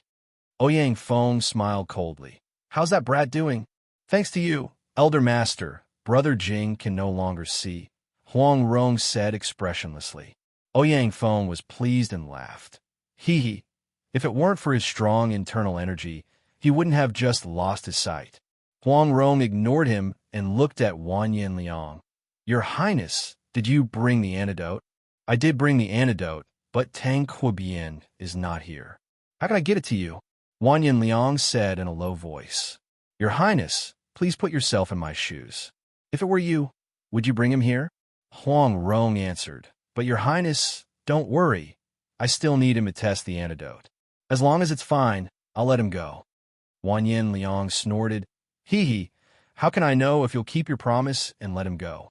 Although he wished that Tang Quobian would never come back, with so many people around, there was no guarantee that there wouldn't be spies from other forces. He could only pretend to be concerned about Tang Quobian's safety. Huang Rong was silent for a long time before she said, "How can I make your Highness believe me?" Wan Yin Liang looked Wuji up and down Huang Rong's slender body. He smiled. "How about this? I'll give you the antidote and you write down Tang Quobian's location. As the saying goes, give me the money, give me the goods." Huang Rong frowned. "How do I know if the antidote is real or fake?" "That's easy, just give it a try." Wan Yin Liang clapped his hands, and an imperial bodyguard stepped forward. "This prince will have him take Mr. Ouyang's poison and then take the antidote. Whether it's real or fake, we will know at a glance."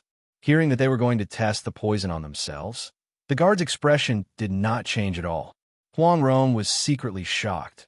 Wan Yin Liang looks like a greedy man, but I didn't expect him to be so good at controlling women. No wonder he can turn the Jin court upside down. "All right, but I brought the poison with me. There's no need to trouble Mr. Ouyang." Huang Rong took out a porcelain bottle and collected Gui Jing's poisonous blood. Wan Yin Liang nodded to himself.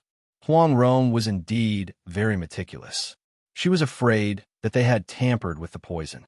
However, he did not intend to make things difficult for her regarding the antidote, so he was not afraid that she would try it. Thus, he agreed with great difficulty, "Sure, but how do I know that you did not lie to me when you wrote down the location? You can only choose to believe me," Huang Rong said calmly. Wan Yin Liang stared at the beautiful woman in front of him, his face expressionless. After a long time, he relaxed and laughed. "Madame Gua is a famous chivalrous woman. I don't think you would lie to me. If that's the case, let's begin." He did not really want to save Tang Quobian. All he needed to do was to show the court that he had tried his best to save him. As for whether Tang Quobian was in Huang Rong's place, he did not care. In fact, he hoped that Huang Rong would lie to him and never save Tang Quobian. Huang Rong seemed to know that he would agree. Without any hesitation, she took out a silver needle and put it into the porcelain bottle. When she took it out again, the needle had turned black. Together with the drop of blood on the tip of the needle, it looked very strange. Although the guard had a strong will, he couldn't help but turn pale at the sight of the strong poison. However, as Wan Yin Liang's death warrior, He had no choice but to go to the pavilion and stretch out his hand. He could only pray that his master's antidote would be effective. Huang Rong did not pierce the entire needle into his arm. She only lightly pricked his skin. After all, this poison was extremely potent. The other party did not have a vigorous internal energy like Guo Jing to resist it. She was afraid that all the needles would pierce his throat.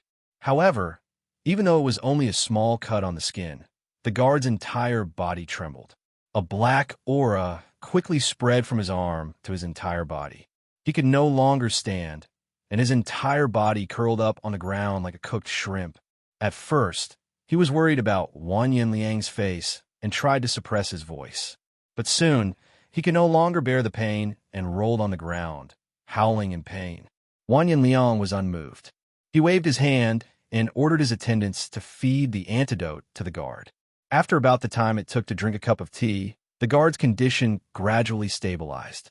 Although he still could not get up, it was obvious that the poison in his body had been neutralized. Madame Gua, are you relieved now? Wan Yinliang looked at her calmly. She didn't know why, but Song Qing made Huang Rong flustered, while the man in front of her made her extremely annoyed. Thus, her voice also became colder. Fine, hand over the antidote and the address. Huang Rong took out a ball of paper from her bosom and placed it in the pavilion. I'll put the address here. Prince, please throw the antidote over. We agreed to trade at the same time. The surrounding guards voiced their dissatisfaction. Wan Yinliang waved his hand to stop them and smiled. Beautiful women always have some privileges. Let's do as you wish. As soon as he finished speaking, he casually threw the bottle containing the antidote over. Ouyang Feng, who was standing behind him, saw it clearly. At that moment, he had already changed his mind. He did not give the real antidote bottle to Huang Rong, but instead threw another porcelain bottle that looked exactly the same to her. Ouyang Feng was delighted. It seems that Wan Yinliang is not that stupid. He knows what Guo Jing means to Xiangyang and has no intention of letting the tiger return to the mountain. He had originally thought that Guo Jing and Huang Rong would be spared this time. He was extremely dissatisfied, but Wan Yinliang had to care about the interests of the various powers in the court and had to save Tang Kuobian, so he could not do anything about it. Now that the truth was out, his dissatisfaction disappeared. Huang Rong did not know about all this. After grabbing the porcelain bottle, she did not rush to leave the pavilion. Instead, she took out the poisonous blood bottle and pretended to pour it on the paper. All of you, step back 100 steps or I'll destroy this paper. Wan Yinliang smiled. No problem. He then ordered his subordinates to step back. He thought that he had put on enough of an act and that he could now answer to the various parties involved in the rescue of Tang Kuobian. As for Huang Rong, there were guards in a radius of a few miles, surrounding the pavilion so tightly that not even a drop of water could trickle through. Where could she escape to? Moreover, it was only 100 steps away. If his subordinates really wanted to catch her, what difference would 100 steps make? Seeing that they had indeed retreated 100 steps as promised, Huang Rong smiled sweetly, tapped the ground with the tips of her toes, and used her light body technique to run away. When Wan Yinliang saw the smile on her face as she left, Wan Yinliang's heart itched, and he hastily called out, Quickly catch her for this prince. In his anxiety, his tone was not as polite as usual. Qiu Qianren had already been prepared for a long time. As soon as Wan Yinliang's voice fell, he shot forward like an arrow, chasing after Huang Rong. On the other side, Ouyang Feng was half a step behind. He was different from Qiu Qianren, who was obsessed with fame and wealth. He still had the pride of a great master, so he was somewhat dissatisfied that Wan Yinliang was ordering him around like a subordinate. However, when he thought about the grudge between him and Huang Rong, he hesitated for a moment, but in the end, he still chased after her. Gang Leader Chio's nickname is Iron Palm Drifting on Water. Your Qinggong is truly one of the best in the present age. Murong Bo did not move and stayed by Wan Yinliang's side. Watching Qiu Qianren catch up to Huang Rong, he couldn't help but exclaim in admiration. In this prince's residence, Gang Leader Qiu's Qinggong is number one. Seeing that Huang Rong was about to become his, Wang Yanliang couldn't help but feel proud. Regarding Wang Yanliang's evaluation, Murong Bo non-committally smiled and continued to observe the situation with his hands clasped behind his back. Seeing that Huang Rong was getting closer and closer, Qiu Qianren's heart was getting hotter and hotter. In fact, he had been very depressed these past few days. He had been relying on Wang Yanliang for a long time and had always been treated as an honored guest.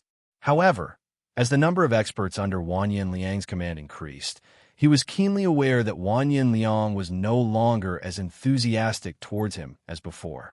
Although iron palm drifting on water could be considered to be illustrious and famous in Jianghu, Qiu Qianren clearly knew that compared to Western poison Ouyang Feng and Murong Bo, who gave him a taste of his own medicine, his reputation was still somewhat lacking. Worried that his position in the prince's mansion would be marginalized, he had been racking his brains to find a solution. Wang Yanliang's feelings toward Huang Rong made him see hope.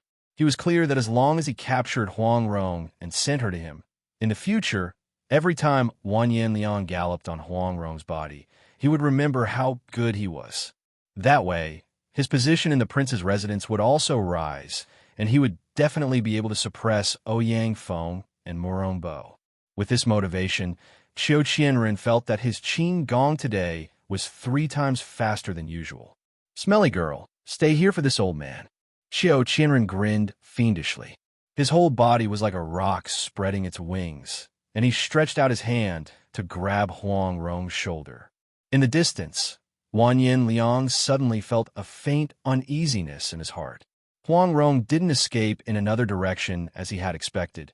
Instead, she chose to escape into that mountain. Could it be that she didn't know that although that mountain looked big, its peak was a dangerous place? She shouldn't know. Wang Yanliang comforted himself. After all, he only knew about it after checking the county's map. At this time, a sudden change occurred in the distance. When Qiu Qianren saw that he was about to catch Huang Rong, a black shadow suddenly sprang out from a dense tree nearby. Like an aureole behind, a palm struck towards Qiu Qianren's back. Qiu Qianren was immediately scared out of his wits. The opposite party's palm had yet to arrive, but the strong wind that came from it had already made it difficult for him to breathe. At this time, how could he still take care of Huang Rong? He hastily turned around and used his iron palm to meet that person. Chapter 731. Qiu Qianren was famous for his iron palms. In terms of palm strength, he was only slightly inferior to the beggar clan's 18 dragon subduing palms and Shaolin's Prajna palm. Even though he was in a hurry, he was still confident that he could force his opponent back with one palm. By then, Western poison Ouyang Feng would have arrived. With the two of them working together, even Wang Chongyang would have to retreat. When the two palms met, Qiu Qianren felt that his strength was like a clay ox entering the sea. It was as if there was nothing there. He could not help but be shocked. His full strength hit nothing but air. His chest was immediately shaken by his own inner strength. Qiu Qianren did not expect his opponent to come at him with such a frightening momentum. His palm strength was actually Su Jing, causing him to instantly suffer internal injuries. However, he had no time to regret. His years of roaming Jianghu made him instinctively dodge to the side. While he was in midair, he was able to use the strength of his waist to move a few feet horizontally. If it was any other time, Qiu Qianren would definitely be proud of this move of his. Looking at the whole world, the number of Qinggong experts who could have such beautiful moves could be counted on one hand. However, Qiu Qianren could not be proud because he found that his opponent did not hit nothing because of his dodging. His opponent's palm was like a maggot in a tarsal bone. Qiu Qianren took a deep breath and put his palms in front of his chest. In a hurry, he made a defensive move. With his cultivation, he did not seek to repel the enemy, only to protect himself. This move could be said to be impeccable. Who knew that the palm would break through his defense from an unbelievable angle? It seemed slow and leisurely, but in the next moment, it gently pressed against his chest. Qiu Qianren felt like he was struck by lightning. He spat out a mouthful of blood and fell to the ground. Fortunately, His decades of cultivation were not for nothing. In a hurry, he managed to avoid being hit in his vitals, so he did not die on the spot. However, all his meridians were torn and his chi was in turmoil. He would not be able to fight for at least a few months. The whole process seemed to take a long time, but it actually happened in a flash. Ouyang Feng was only a stone's throw behind Qiu Qianren, but by the time he arrived, Qiu Qianren had already fallen to the ground with serious injuries. Ouyang Feng was also very experienced. Without any hesitation, he did not even look at Qiu Qianren. He used the toting skill to attack the black shadow. Ouyang Feng was also very experienced. Without any hesitation, he did not even look at Qiu Qianren and used the toting stance to attack the black shadow. Pound, pound, pound, pound him. However, Ouyang Feng could not bring himself to be happy. He had only taken advantage of the time when his opponent had severely injured Qiu Qianren and had yet to recover his strength to gain the upper hand. However, this upper hand could not be turned into victory. The two of them exchanged more than 10 moves in a flash. With Ouyang Feng's internal energy and the advantage he had gained from the beginning, every move he made was an incomparably swift and fierce killing move. If it had been anyone else, their life would have been hanging by a thread. However, Ouyang Feng was able to use some exquisite moves to resolve the dangerous situation. Later on, he even gradually turned the tide. Taking advantage of the moment when his palms met with Ouyang Feng's, his entire body floated back several feet, ensuring that the two of them maintained a safe distance. Ouyang Feng did not continue to attack. His opponent's martial arts were very high. With his strength alone, it would be very difficult for him to stop his opponent. But at this time, Wang Yinliang's bodyguards had already caught up. They drew their bows and surrounded their opponent. Murong Bo saw that the situation had changed and also rushed over. Ouyang Feng finally had the opportunity to size up his opponent. He was wearing a green robe, tall and straight. Even though he was wearing a mask, it was still difficult to hide his imposing appearance. Huang Rong was behind him, leaning on him like a bird. If it wasn't for the fact that everyone knew that Guijing was poisoned, it would be impossible for him to appear here. Looking at the intimacy between the two of them, it was really a good match. Song Qing-shu. Ouyang Feng was secretly surprised. He was afraid that he was the only one who could recognize his opponent. But he was also somewhat uncertain. How did this bastard's martial arts become so high? Ouyang Feng had fought with Song Qing-shu many times, so he was very familiar with his martial arts.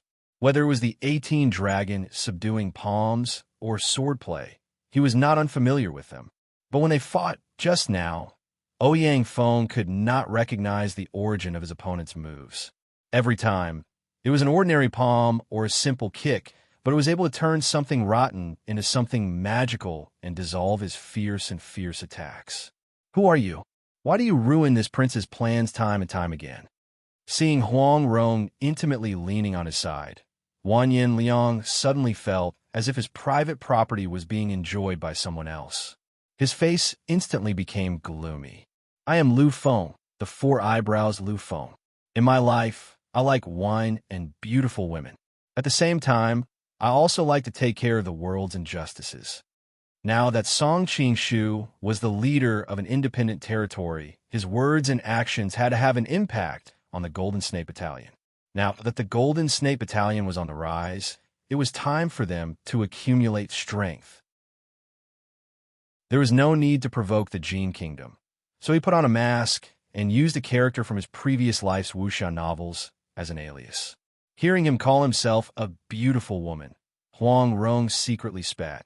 This scoundrel doesn't forget his true nature even when he's in disguise. For eyebrows, Lu Feng?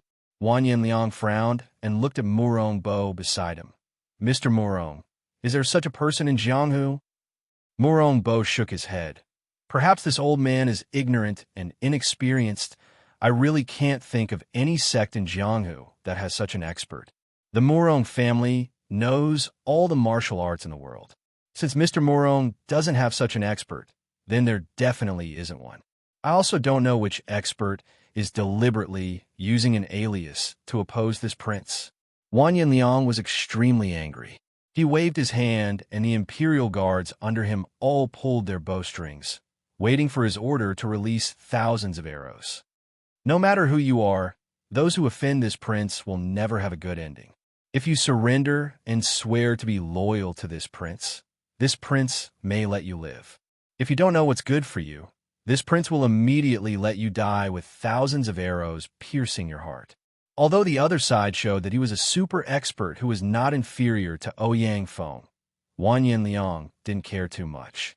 If martial arts experts were really that powerful, then wouldn't all the emperors and high officials be martial arts experts? Although these martial arts experts had limitless fame in Jianghu, when faced with a regular army, they would be surrounded by swords, spears, swords, and halberds. No matter how skilled they were, they wouldn't be able to completely dodge all of the attacks. They didn't even need to use their internal strength or external strength. Even if it was some great master-level experts, unless they had a special skill like Ouyang Feng's poison control, Wang Yinliang was confident that his 1,000 men would be able to kill any expert. Of course, these martial arts experts weren't completely useless. If they were used well, they could have a miraculous effect in many areas, such as assassination, intelligence gathering, bodyguard, and so on. Chapter 732. Hearing this, Wang Yinliang felt like his lungs were about to explode. He was second only to one person in the Jin Kingdom. When had he ever been humiliated like this? He waved his hand, and the surrounding guards received the order. Immediately, the sky full of arrows rained down on the enemy. There were not many of these guards, only less than 100 of them. However, they were very good at shooting arrows. They did not shoot arrows at the same time. Instead, they released their bowstrings in several batches. Each batch was deliberately delayed by a breath's time. By the time the last batch finished shooting, the previous batches had already reloaded their bowstrings. The cycle repeated itself. The entire process was seamless, and the arrows shot by dozens of people were like thousands of soldiers and horses. Huang Rong could not help but cover her mouth as she watched the rain of arrows. Even though she knew that Song Qingshu was highly skilled in martial arts, she was afraid that they would not be able to survive such a dense barrage of arrows. Looking at the momentum of the rain of arrows, Song Qingshu secretly praised the Lady Jinren for being as brave and skillful in battle as the Mongolians. Her horsemanship and archery skills were simply breathtaking. Hearing Huang Rong's cry of surprise, Wang Yinliang remembered that she was still behind that person. If this round of arrows rained down, wouldn't this stunning beauty be shot into a hedgehog? When he thought about how he had not even had the chance to kiss her, Wang Yinliang was filled with regret. However, the arrows had already been shot, and it was too late to say anything. Suddenly, Wang Yinliang's eyes widened. The scene in front of him was beyond his common sense. He saw that person holding Huang Rong casually take a step back. Then, a sky full of arrows rained down on the spot where he had just been standing. The people who shot the arrows were all experts. They did not only shoot at the spot where he had been standing, but at the same time, they also sealed off all his escape routes. Thus, most of the arrows followed him. However, the strangest thing was that the arrowheads were only one step away from the man, but this one step seemed to be endless. The rapidly flying arrows suddenly slowed down and approached the man like a snail. At this speed, even a tortoise would not be able to hit it. Wang Yinliang's imperial bodyguards were all elite soldiers, and they all carried 100 picklebow with them. To an ordinary person, an arrow shot from such a bow would be as fast as a shooting star. Even a highly skilled fighter would only be able to see a flash of black light before the arrow hit a vital point. How could the rain of arrows, which had always been successful, be as slow as a snail? Ouyang Feng and Murong Bo's eyes flickered as they watched. How'd he do all this? Could it be that he has set up a protective chi wall in front of him? Impossible. How can there be a chi wall that is one step away from the body? Even if there is, it can't block the arrows of these strong bows. They didn't have much time to think because the man moved again. He took a step in the direction of the rain of arrows. This made Ouyang Feng and Murong Bo even more confused, He has already blocked the rain of arrows, so why did he take the initiative to run into them? Wang Yanliang's face was full of joy. This man's brain must be damaged. He actually took the initiative to run into the arrows. Ha ha! However, his smile quickly froze on his face because the scene of 10,000 arrows piercing their hearts didn't appear. That's not right. The arrows had indeed pierced through the man's body, and even Huang Rong's body had been pierced. However, there wasn't a single drop of blood on their bodies.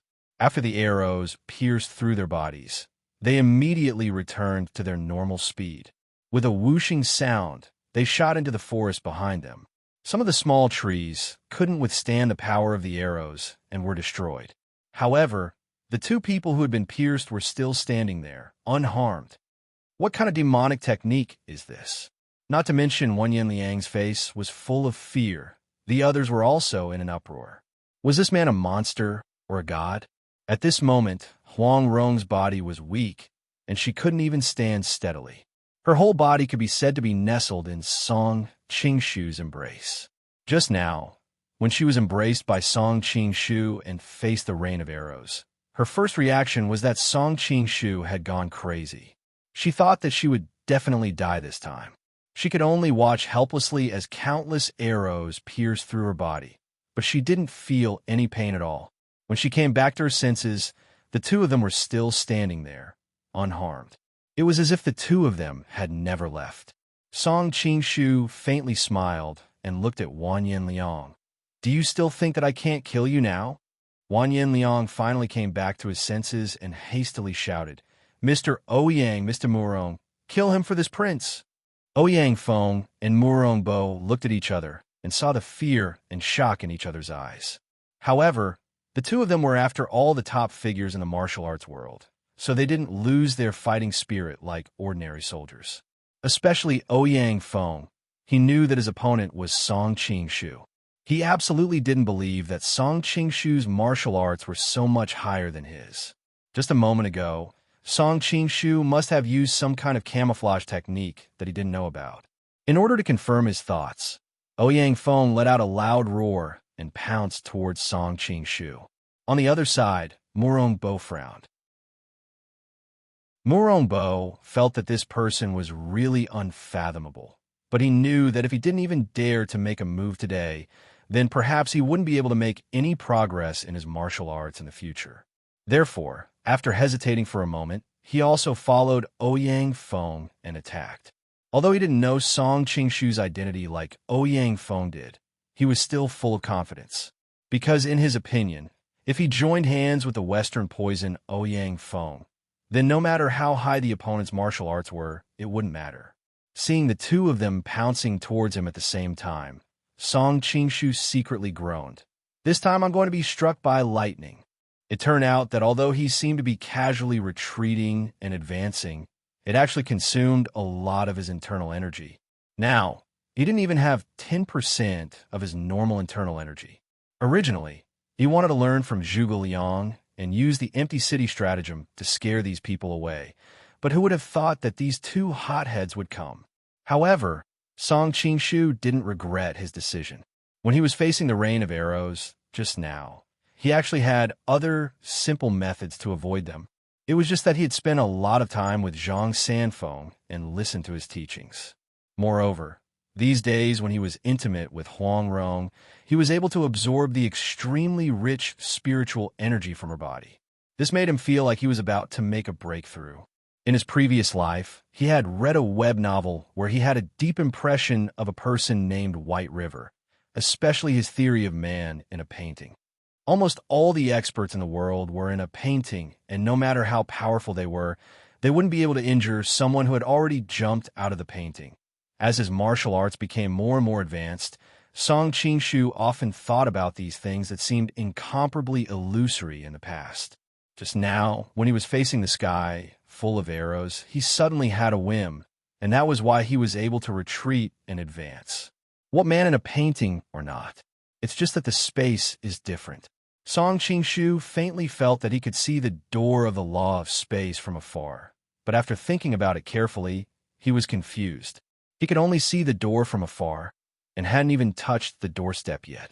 Song Qing was anxious to carefully understand the mysteries of that retreat in advance, so he didn't have the time to fight with Ouyang Feng and the others. Moreover, in his current state, he couldn't even deal with one of them, let alone the two of them working together. Thus, he hugged Huang Rong's waist and laughed. "A beautiful woman has an appointment, so forgive me for not being able to keep you company." By the time he said the last word, he was already more than 10 feet away. Murong Bo and Ouyang Feng were very experienced, and from the sound of his laughter, they could immediately tell that he didn't have enough Shinchi. How could they let go of this heaven-sent opportunity? Without waiting for Wanyan Liang's order, they ran up the mountain one after the other. Seeing the other party run up the mountain, Wanyan Liang's face darkened, and he laughed. Hee, this mountain is a dangerous place. I want to see where you can run to." After saying this, he called for his guards to chase after them. Chapter 733. Huang Rong could feel that Song Qing's breathing was irregular and not as relaxed as usual. She asked worriedly, "You, what's wrong?" Song Qing laughed bitterly. "I overexerted myself, and now my internal energy is almost depleted." Huang Rong exclaimed, but she quickly noticed that Song Qing's face did not look serious. She asked curiously, "Why aren't you worried at all? Why should I be worried?" Song Qing laughed casually. "Although I can't beat them now, they might not be able to catch me either. If you ran alone, they wouldn't be able to catch you. But if you took me with you, that might not be the case." Huang Rong sighed. "Rong, you don't need to test me. How could I leave you behind to escape?" Song Qing replied in a low voice. Huang Rong spat. "Who's testing you? Of course I know you won't leave me behind. How could you bear to let Wanyan Liang catch me?" As she spoke, her voice became inaudible. "Of course I can't bear to." Song Qing laughed. Huang Rong blushed and turned her face away. She subconsciously wrapped her arms around his neck to lighten his burden. After an unknown amount of time, Huang Rong could see Ouyang Feng and the others trailing far behind them. Not only had they not been shaken off, but they were also getting closer and closer. Just as she was worrying, she suddenly noticed that Song Qing had stopped. Hastily turning her head, she couldn't help but be scared out of her wits. The two of them were standing on the edge of a cliff, and as far as the eye could see, there seemed to be no way out. Am I really going to die here today? Huang Rong would rather die than fall into Wanyan Liang's hands. However, she quickly realized that something was wrong. Song Qing's expression was too calm, as if he did not care about the situation in front of him. Did you choose this place to escape on purpose? Huang Rong suddenly remembered that the whole plan was designed by Song Qing. It was impossible that he didn't know that this was a dangerous place. Although she really couldn't think of any other way to escape, she didn't know why. When she thought of the miracles Song Qing had accomplished, she felt at ease. "Ronger, do you believe me?" Song Qing asked in a low voice. Huang Rong blushed and suddenly became bashful. "You bastard, you are shameless. Not many of your words can be trusted." Song Qing didn't know whether to laugh or cry. "What are you thinking? I'm asking if you believe that I won't harm you." Only then did Huang Rong realize that she had misunderstood. She couldn't help but blush. "Xiang, Xin, that's good." Song Qing breathed a sigh of relief. "Do what I tell you later. Don't hesitate. Now that you have nowhere to go and there are pursuers behind you, what plan do you have to escape?" Huang Rong was filled with curiosity. Song Qing smiled mysteriously and did not explain. Instead, he said something irrelevant. If it wasn't for the danger zone, how could he have shaken off the pursuers so easily? Huang Rong didn't have the time to digest the meaning of Song Qing's words when Ouyang Feng and Murong Bo, two people, had already caught up with them. The two of them didn't rush forward. Instead, they stopped several zhang away from Song Qing and Huang Rong. "Hee, stinking brat, you have nowhere to run. As long as you hand over Huang Rong, this old man can guarantee your safety." After chasing for so long, Ouyang Feng could see that Song Qing seemed to be very weak. He absolutely couldn't block his and Murong Bo's joint attack. After all, he and Song Qing had a good friendship. The only reason why the two of them fought was because of Huang Rong. One wanted to get rid of her, while the other wanted to protect her. Both of them knew this, so Song Qing didn't blame Ouyang Feng. Ouyang Feng also tacitly didn't reveal Song Qing's identity to the Jin Kingdom. On the other side, Murong Bo slightly frowned. He thought that this person had just offended Wanyan Liang.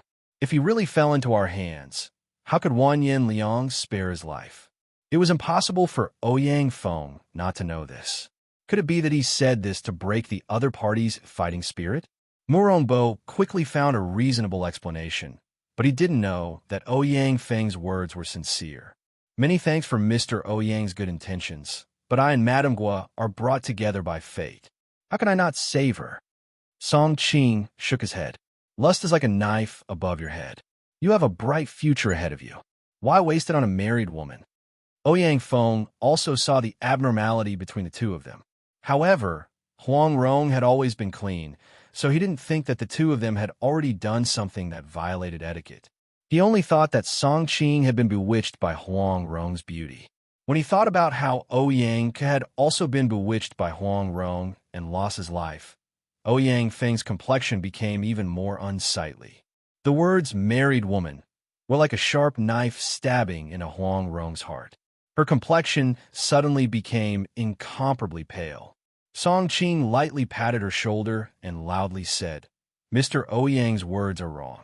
Madame Gua is a rare fairy in this world. How can an ordinary woman compare to her? Being praised by a young man who was several years younger than her, Huang Rong couldn't help but feel extremely bashful. She quietly glanced at Song Qing's face and thought that since he was so good at pleasing women, it was no wonder that he had so many close female friends. Clap, clap, clap. A round of applause could be heard. Wanyan Liang, who had just rushed over, heard Song Qing's evaluation and could not help but praise. Your words are very much to my liking. If not for the fact that we are enemies, I would really like to drink with you. Forget it, Song Qing waved his hand. Who would befriend someone like you? His wife will be in danger. I've long heard that your highness has a special hobby in this area. I don't want to be the victim. Hearing Song Qing's sarcastic remarks about Wanyan Liang, Huang Rong couldn't help but roll her eyes. Her heart was filled with hatred. You speak as if you don't have this special hobby. Noticing the strange look in his subordinate's eyes, Wanyan Liang immediately became angry. I gave you face, but you don't want it. Men, come and chop this madman into minced meat. Yes, your highness. Although Song Qing's performance had shocked the world, Wanyan Liang's army was very strict, and these imperial bodyguards were the best of the best. Although they were somewhat afraid, they still resolutely carried out the order. They formed a formation and slowly closed in on the two. It's a pity that your wish won't come true. Song Qing smiled and took out something from under a nearby boulder. A kite? Huang Rong was shocked when she saw the shape of the object in his hand. This isn't a kite, it's a hang glider, Song Qing corrected. A hang glider? Huang Rong was confused. She had never heard of such a thing. On the other side, Wanyan Liang laughed wildly. Could it be that you want to use this kite to fly down the cliff? Ha, that's the biggest joke in the world. Can a kite support a person's weight? Even a 3-year-old would know that. Ha! Uncultured people are really scary. Song Qing curled his lips in disdain and turned to look at Huang Rong. Ronger, do you believe me? Actually, Huang Rong's thoughts were not much different from Wanyan Liang's, but when she saw Song Qing's clear and confident eyes, she subconsciously nodded her head. I believe you. Good, then hold on tight. Song Qing held Huang Rong's hands and held onto the hang glider's tripod. Then they rushed down a steep slope of the cliff. Seeing Song Qing pull her down the cliff, Huang Rong was so frightened that she closed her eyes and screamed. Hey. If you keep screaming, I'm going to go deaf. You're the leader of the beggar sect. How can your reaction be the same as Shanro's? At this time, a familiar voice suddenly sounded in their ears. Chapter 734. Huang Rong trembled as she opened her eyes. Not only did she not fall off the cliff, but she was also flying steadily in the air. She was stunned. This. Do you feel that my image has become much more imposing? Do you want to ask how I did it? Song Qingshu looked at her proudly. Huang Rong was indeed about to ask him how he did it, but after hearing his words, she was too embarrassed to ask. She suddenly had an idea and asked another question. Who is Shan Ro? Song Qing held his breath and said gloomily, Why don't you play by the rules? Huang Rong's eyes flashed with a hint of craftiness. This name sounds like a woman's name. Aren't you afraid that I'll tell Ms. Zhou and the ninth princess about it? You go and tell them. When the time comes, remember to tell them that you have become their sister. Song Qing chuckled. Shameless. Huang Rong blushed and spat, but she was not really angry. Song Qing then turned to look at Wanyan Liang and the others on the cliff. He could not help but laugh. Your Highness's inescapable trap is nothing more than this. As the saying goes, Hailing's brilliant plan to bring peace to the world has resulted in a double loss. As he said this, he proudly kissed Huang Rong on the cheek. Wanyan Liang, who was already determined to win Huang Rong's heart, was furious. Ouyang Feng, who knew Song Qingshu's identity, was also dumbfounded. He actually kissed Huang Rong, and from Huang Rong's reaction, she did not seem to be angry. Ouyang Feng's anger gradually turned to joy, and a strange smile appeared on his face. Although Huang Rong had escaped this time, the antidote she had obtained was fake. If Guijing had taken it, he would have died on the spot. As for Huang Rong, that damn girl, it seemed that something had happened between her and Song Qingshu. It seems that my last trip to the Golden Snake Camp was really an accident. When Ouyang Feng thought of his two great enemies, Guijing and Huang Rong, one dead and the other losing her chastity, he felt as if all the depression he had accumulated over the past 10 years had been swept away. He wanted to let out a long roar to vent his anger, but when he saw Wanyan Liang's dark expression, he wisely chose not to provoke him. Huang Rong didn't expect Song Qingshu to kiss her in front of so many people. She was ashamed and angry. How can you do this? Song Qingshu moved closer to her ear and whispered, We've already done that. Can't we even kiss? Huang Rong gradually got used to his bold words and couldn't help but say angrily, You promised me that you wouldn't expose our relationship in front of outsiders. Song Qingshu said disapprovingly, Anyway, I'm wearing a mask, and no one knows who I am. All right, there aren't many opportunities to look at the mountains and rivers from the sky. You might as well cherish your time and enjoy it. Huang Rong originally wanted to say something, but after being reminded by him, she noticed the beautiful scenery below. Even though she knew lightness skills, she had never flown in the sky like this before. Her attention was quickly drawn to the unique scenery. Back in Khwarezm in the western region, Brother Jing used a cowhide to bring his troops down from the sky. At that time, I was very proud of this idea, but compared to Song Qingshu's kite, it's not even worth mentioning. Huang Rong thought back to the past and what she was experiencing today. For a moment, she was a little dazed. Huang Rong wasn't the only one who was lost in thought. Song Qingshu couldn't help but let his imagination run wild. This scene reminded him of the time when he and Dongfang Mushua had flown on the Blackwood Cliff. The reason why he didn't use the sword kinesis flight this time was that it was too dangerous. If he wasn't careful, his sword would be destroyed and he would die. Even though he had succeeded once, the thrill of walking on the edge of life and death made him not want to try it again. Back at Blackwood Cliff, he had no choice but to jump down. Now that he had enough time to prepare, there was no need for him to take the risk. Furthermore, the reason why he could successfully fly on the Blackwood Cliff was that the cliff was high enough for him to fly at a high speed. Now that the cliff didn't have that condition, the two of them would probably fall to the ground and die before they reached the critical speed. As for the production of the glider, it wasn't that difficult with the experience from his previous life. The only thing he had to pay attention to was that he had to take off against the wind. Of course, this was something that Song Qingshu had done previously. Smelling a faint fragrance from Huang Rong, Song Qingshu moved his head closer to her cheek. Rong, do you feel very romantic now? What's romantic? Huang Rong asked doubtfully. Song Qingshu was speechless for a while and had to explain patiently. Romantic is to make your girl's heart burst, full of poetry and fantasy. Is your heart beating faster now? Your body is hot, and you have a faint feeling for me? Bah, in your dreams. Huang Rong snorted, but her heart was at a loss. Now her heart was indeed beating faster. Was this the feeling of being moved?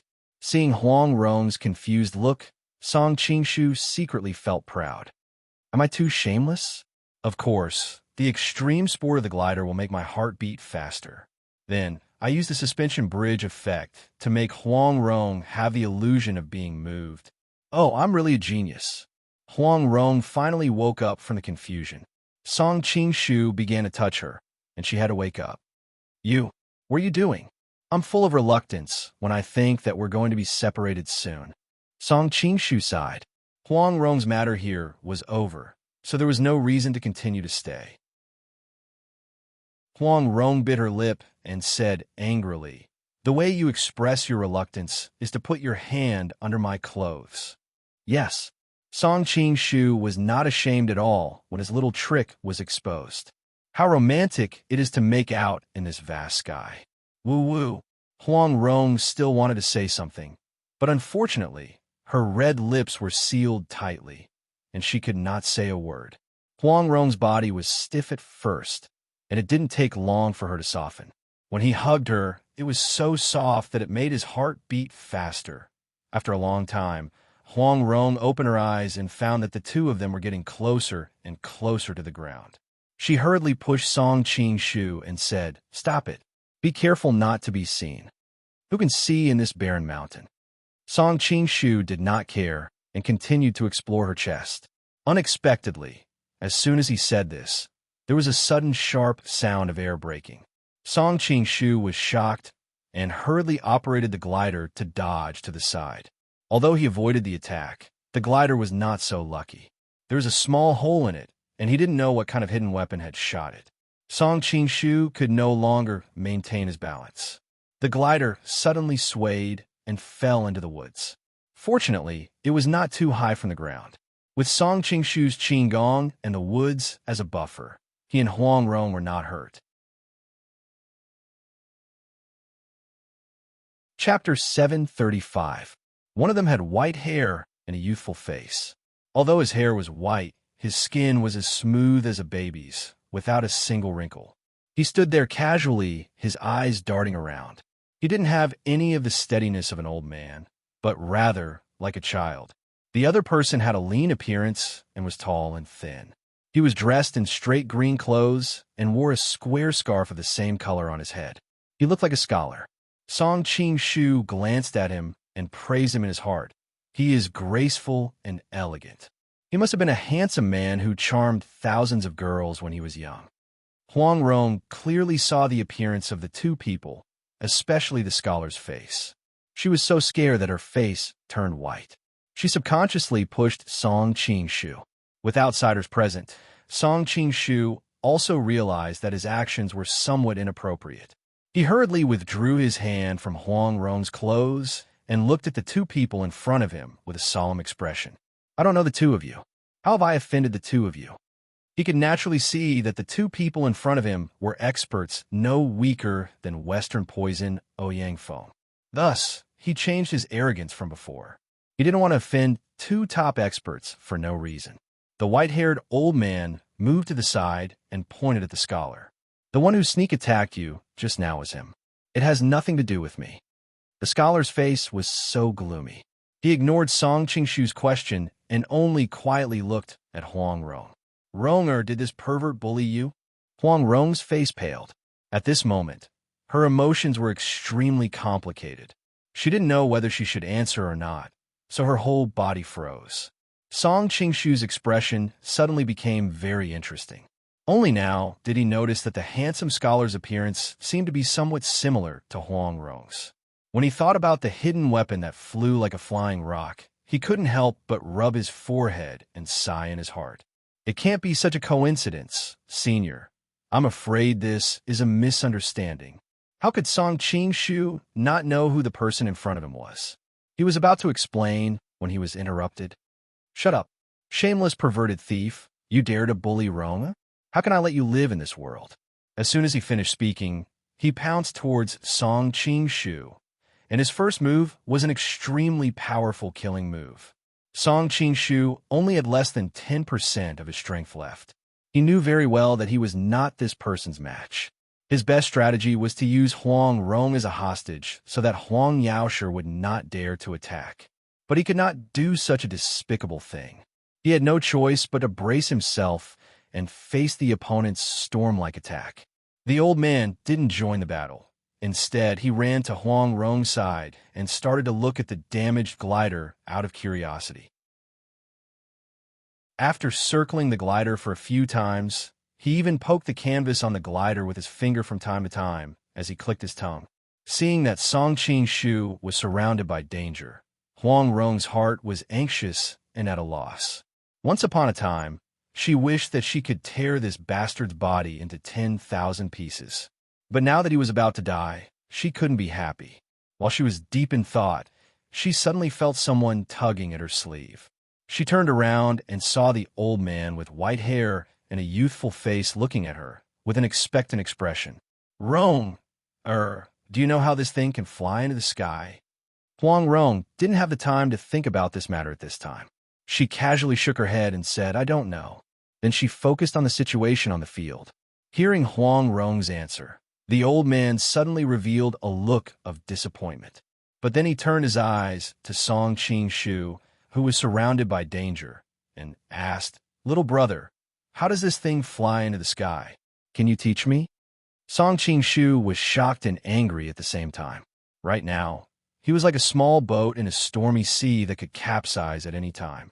How could he have the energy to answer such a boring question? How could he do anything about the old man's persistent questions? Eventually, he lost his patience and casually replied, "Why should I teach you?" "That's right. Why should you teach me? If I had such a magical ability, I wouldn't be willing to teach it to others." The old man was not angry at all. Instead, he quite agreed with Huang Rong. But when he thought that this thing could fly people into the sky, he felt an itch in his heart. But he couldn't think of any reason for the old man to teach him. He couldn't help but anxiously scratch his head, making his messy white hair look like a chicken's nest. "I've got it." The old man's eyes lit up, and he immediately said with a smile, "Little brother, I think you won't be able to hold out much longer against old heretic Huang. How about this? You teach me how to fly, and I'll help you stop him." Song Qing heart was moved, but before he could open his mouth, he heard Huang Yaoshi angrily say, "Old urchin, this person is bullying Rong. If you dare to save her, I won't rest until one of us is dead." So it's the old urchin Zhou Badong. Song Qing suddenly understood. No wonder he felt so familiar. It was exactly the same as the description in the original work. The old urchin pulled his hair awkwardly and said, "This is really difficult for me. Little brother, why do you want to bully Rong? You should know that the most boring thing in the world are women." Song Qing's heart suddenly moved. What he lacked the most right now was time. As long as he had enough time to recover his strength, he would not need to fear Huang Yaoshi. This old urchin was naive and romantic. Perhaps he could use this to escape. "Old urchin, as long as you help me stop Huang Yaoshi for the time it takes for 3 sticks of incense to burn, I'll tell you how to fly this thing. Then you'll be able to soar freely in the sky." Hearing Song Qing's promise, the old urchin was greatly moved.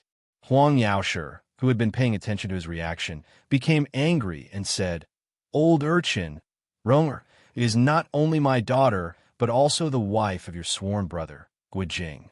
Are you going to help an outsider bully her?"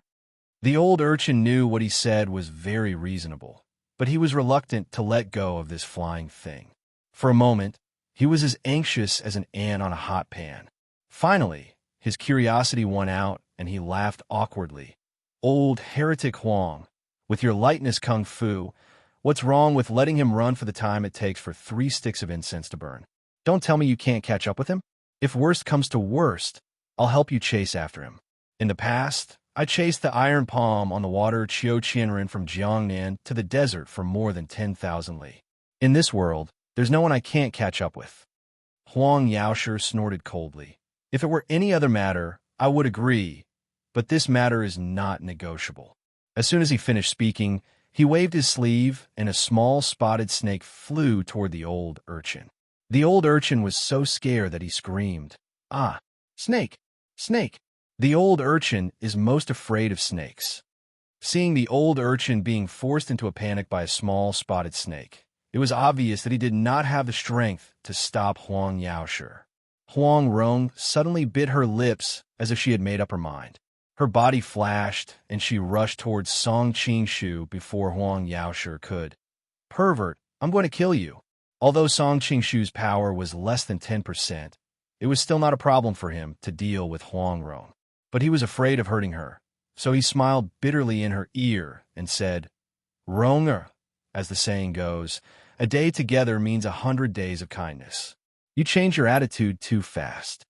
Huang Rong's cheeks turned red, and she said in a low voice, "Look at the situation, and you're still talking nonsense. Aren't you going to seize this opportunity to take me hostage?" Song Qingshu was a quick-witted man and reacted in a flash. He pulled her arm and held her in his bosom. Huang Yaoshi's palm was about to hit him, so he hastily withdrew his attack and leaped to the side. Song Qingshu smiled and pushed Huang Rong toward him. "Thank you for your mercy, Eastern heretic. We'll meet again someday." His voice had barely faded when he appeared several dozen feet away. Chapter 736. The two of them left one after the other. Huang Yaoshi did not chase after them. He just stood there with a gloomy face. No one knew what he was thinking. "Father," Huang Rong called out with a guilty conscience. Huang Yaoshi casually replied. "Are you hurt?" No. Huang Rong hurriedly replied. Then silence fell. In the end, Huang Rong could not stand this strange atmosphere. She was the first to break the silence. "Father, why are you and Zhou Badong here?" Huang Yaoshi frowned and lightly replied, "I travel around the world. When I passed by Kaifeng, I heard that you and Jinger were in danger. I wanted to come and take a look. On the way, I bumped into Zhou Badong. He was also pestering me to come, so I bumped into you." Huang Rong's face reddened. Her eyes evaded his gaze. "Unfortunately, that bastard ran away." "Is that so?" Huang Yaoshi gave a non-committal humph and looked at her thoughtfully. Huang Rong felt uncomfortable under his gaze. She smiled awkwardly. "Father, why are you looking at Rong, with such a strange expression?" Huang Yaoshi faintly sighed. "Rong, why did you deliberately let him go?" "Ah." Huang Rong's expression changed. "Father, what are you talking about? I don't understand. Do you want to play dumb with me?" Huang Yaoshi frowned. "If you didn't deliberately protect him, I would have killed him. You think too much." Huang Rong bit her lips. She was a married woman. If others heard that she was protecting another man, it would not be good. Even if it was her father, she did not want to tell the truth. "Is that so?" A trace of anger flashed across Huang Yaoshi's face. "If I was thinking too much just now, then when the two of you were in the sky, that man reached his hand into your clothes, but you didn't resist at all. Was I thinking too much?" Huang Rong was speechless. She lowered her head and pulled at the hem of her clothes. She stared at her toes in silence. Huang Yaoshi sighed. "Rong, although I don't like that silly boy as a son-in-law, you're his wife. How could you do such a thing? If I hadn't taken the initiative and said that you were being bullied, I'm afraid that even Zhou Batong, that ignorant old fellow, would have seen through it." "Father, it's not what you think." Rong. Huang Rong wanted to say that she didn't want to do anything to let Brother Jing down, but on second thought, she had done too many things to Guijing these past few days. She didn't have the face to say it out loud. "Who is that man?" Huang Yaoshi asked in a deep voice. Huang Rong bit her lip and turned her face away, ignoring her father's question. "Are you still protecting him?" Huang Yaoshi angrily said, "While there's still a chance, let father go and kill that man first. This matter will only be known by the heavens, the earth, you and me. Otherwise, even if that dumb kid Guijing is slow, sooner or later he will find out something." "Father, don't force me." Huang Rong's face was pale, and her body couldn't stop trembling. Huang Yaoshi looked at her deeply. "Rong, although your father is known as the Eastern heretic and doesn't care about etiquette, I don't care about those red tape and rubbish. If that kid Guijing died and you wanted to remarry, I would be the first to support you. But now you are still Mrs. Gua. Huang Yaoshi was very loyal to his wife. In his life, he hated men who were philandering. Although Guijing was not good, at least he loved his daughter wholeheartedly. Therefore, even though he wasn't satisfied with Guijing, he still agreed to their marriage. But who would have thought that in the end, it was his daughter who had a problem? Father, don't ask me anymore. He promised me that he won't interfere in my marriage. Jing Ji won't know. Huang Rong hastily explained. Who would have thought that Huang Yaoshi would suddenly become angry? What? So he only treats you as a plaything? Father, Huang Rong angrily stamped her feet. How can it be so ugly? She coquettishly protested.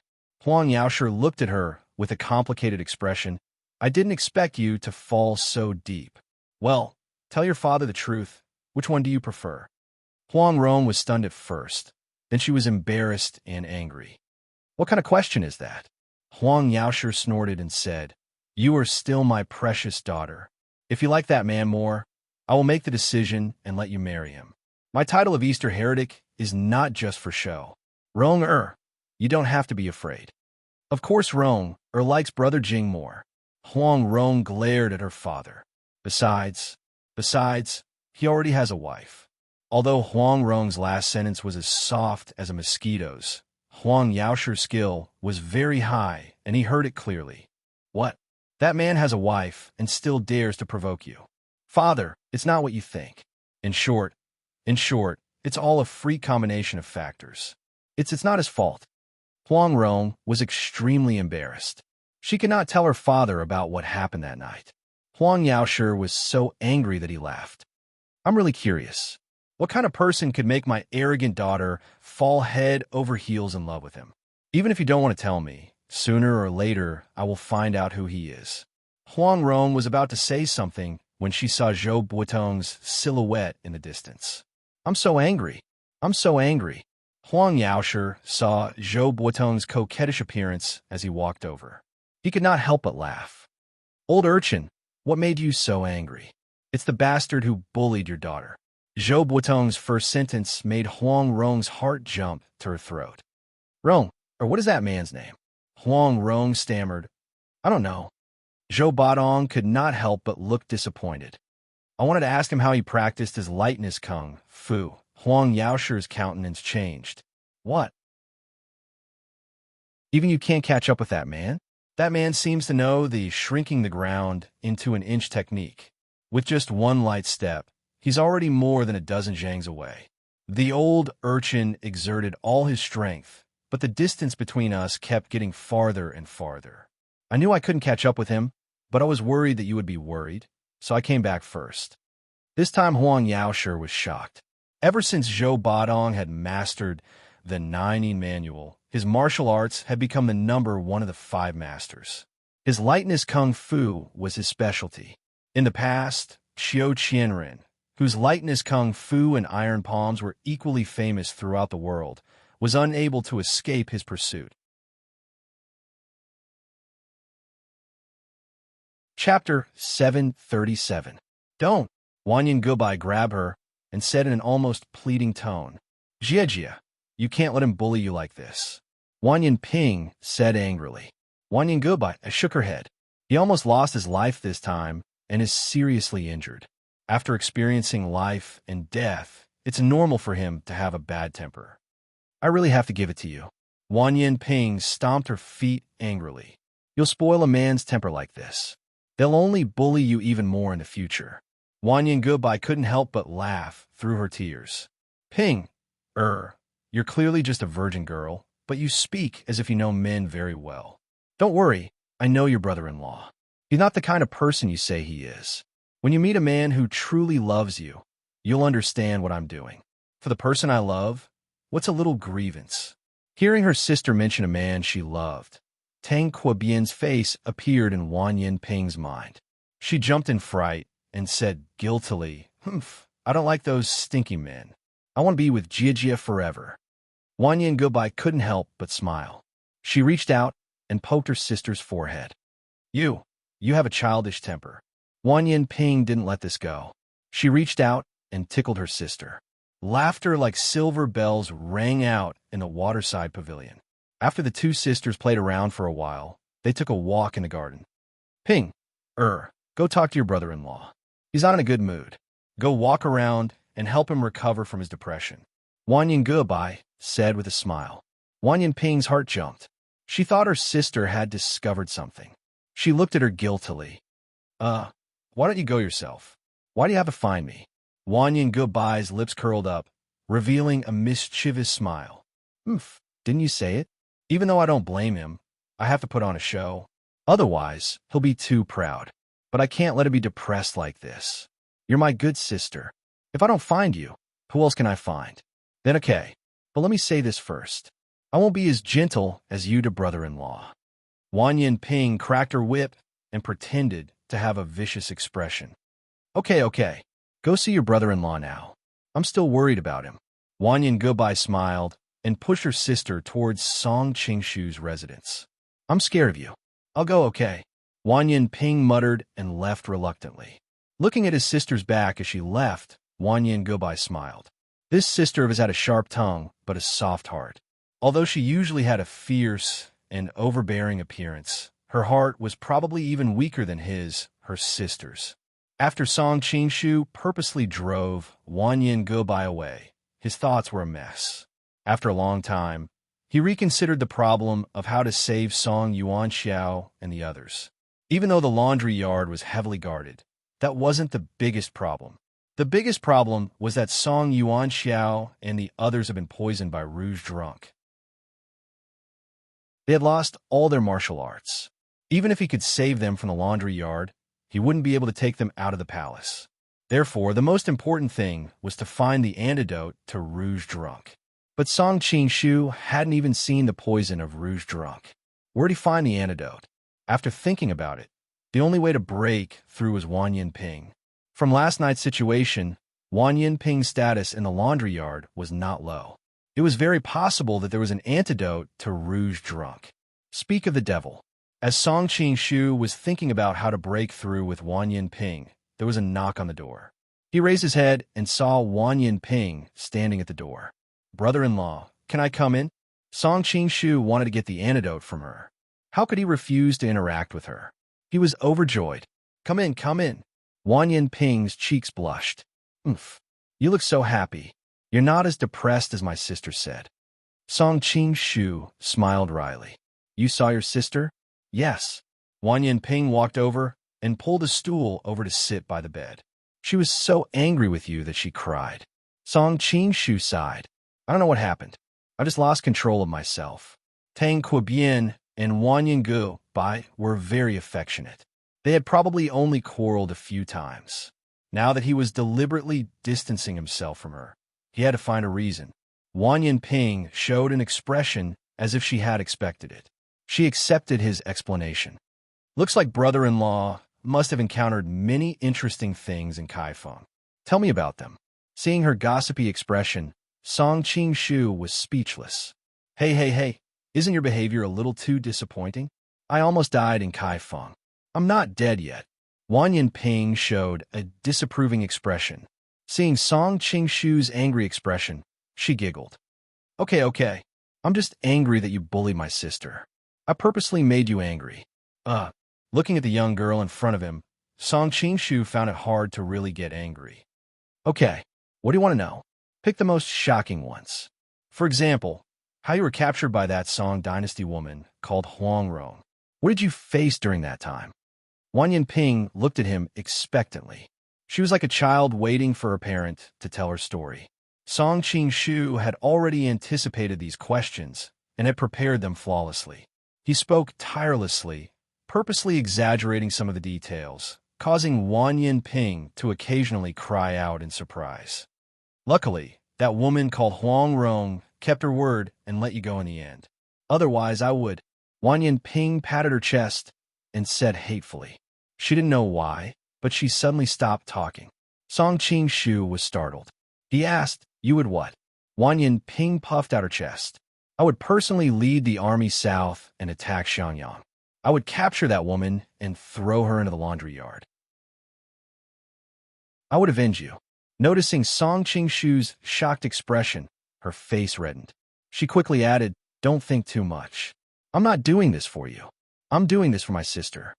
Song Qingshu smiled and said, "Don't worry. I'm not delusional enough to think that our family's proud little princess will fly into a rage for the sake of her husband." "What do you mean by my sister?" Wan Yinping was startled. Wu Sangui did anything for Chen Yuanyuan. "I'm not a woman, so of course I'm my sister," Song Qingshu explained. Wan Yinping suddenly stood up, her face instantly turning red. "What nonsense. With your looks, not to mention Pan and in Song Yu, there are plenty of nobles who are more handsome than you. What kind of face are you?" Song Qingshu's expression darkened. "So in Ping Er's eyes, brother-in-law is more handsome than you. So that's how you are." Wan Yinping immediately panicked. She stammered, Actually, you aren't that bad. Even though you're a bit ugly, you can barely be considered handsome." Last night, Song Qingshu saw how decisive she was in the palace. Who knew that he would see her as a little girl today? This change was too big and shocked him. But in addition to the shock, he slowly realized something. After all, he had a lot of experience in relationships now. From Wan Yinping's words and actions, he could sense that she seemed to have a strange feeling for Tang Quobian. But because of morals and ethics, or because of a young girl's naivety, she didn't know her own heart.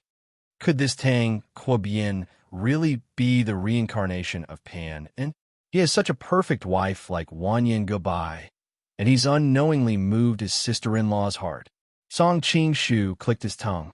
In order to save Song Yuan Xiao and the others, he had to guide Wan Yinping's feelings. "Isn't it too shameless of me to do this?" At the last moment, Song Qingshu was hesitant. "Sigh, maybe I'm not evil enough. Hey, I've already apologized. Brother-in-law, you shouldn't be this weak, right?" Seeing that Song Qingshu's expression was dark and he didn't say anything, Wan Yinping was dumbfounded.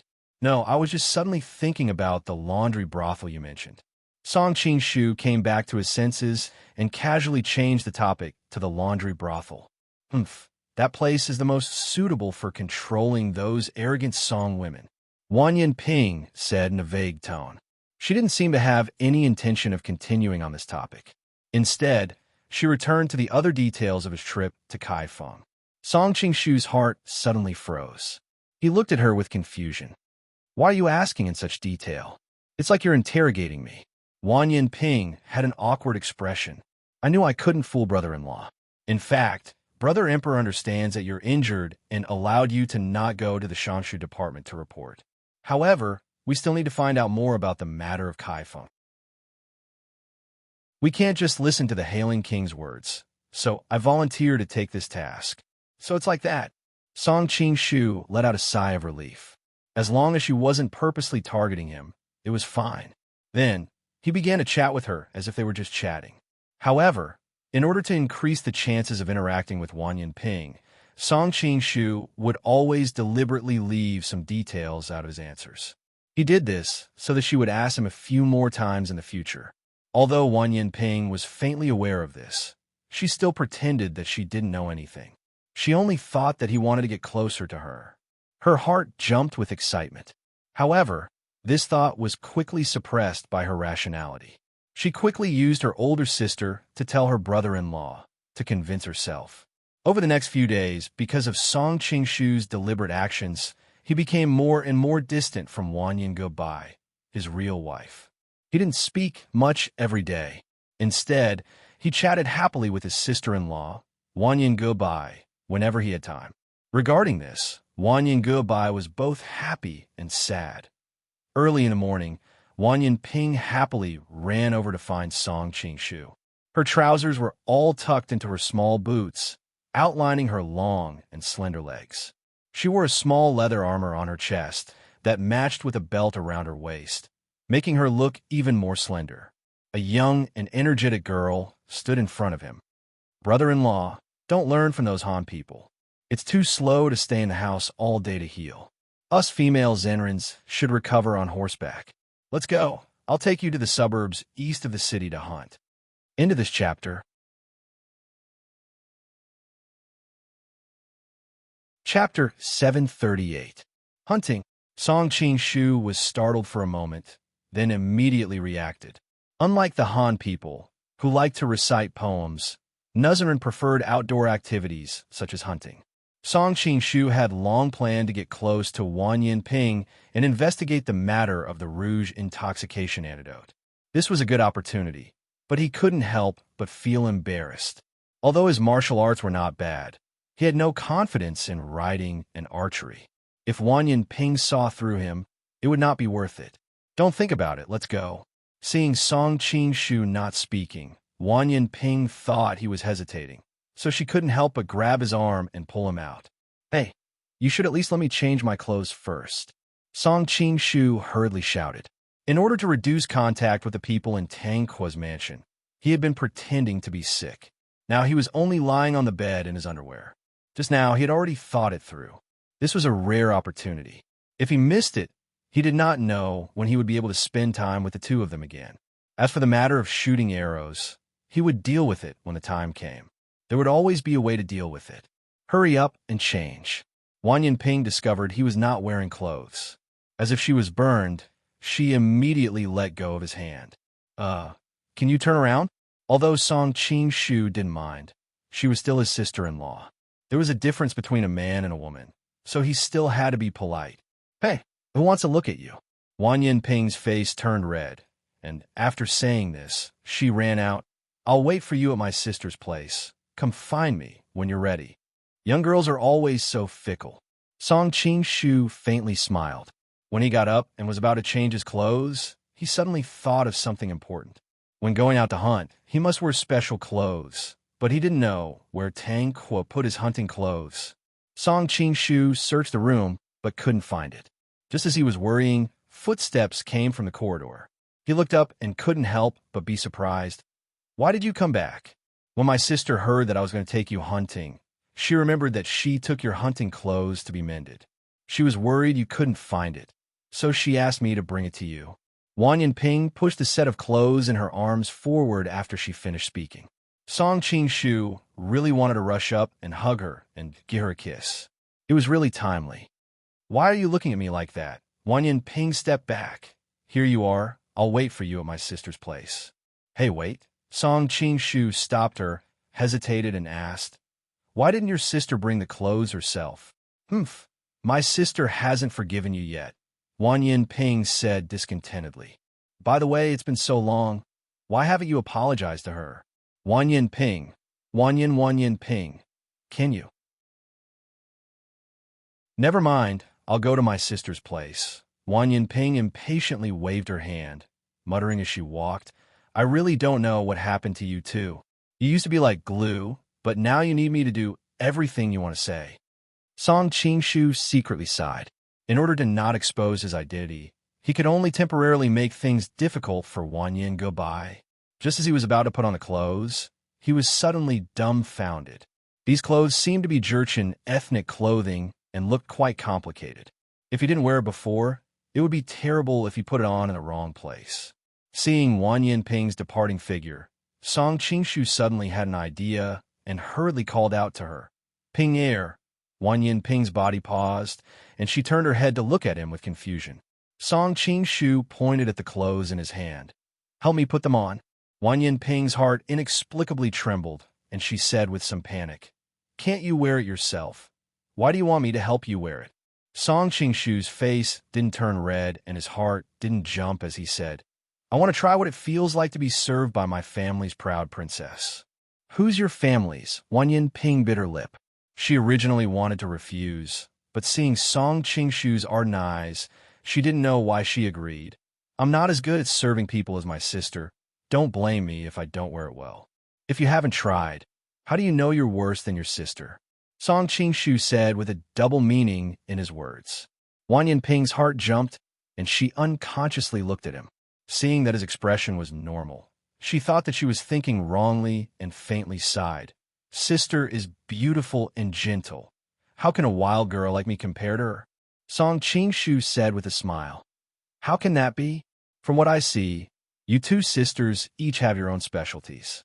One is gentle and moving, the other is cute and playful. There's no difference in who is better. It's just that each has their own advantages. Wan Yinping raised her head and looked at him with a faint smile on her face. Brother-in-law, your mouth is so sweet today. You're not planning to seduce me, are you?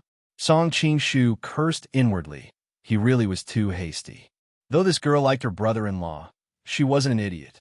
Tang Kuo-bian had changed so much, it was hard for her to not be suspicious. But he was a veteran and his eyes didn't dodge at all. Instead, he looked back at her and calmly replied, "Then will you be seduced by me?"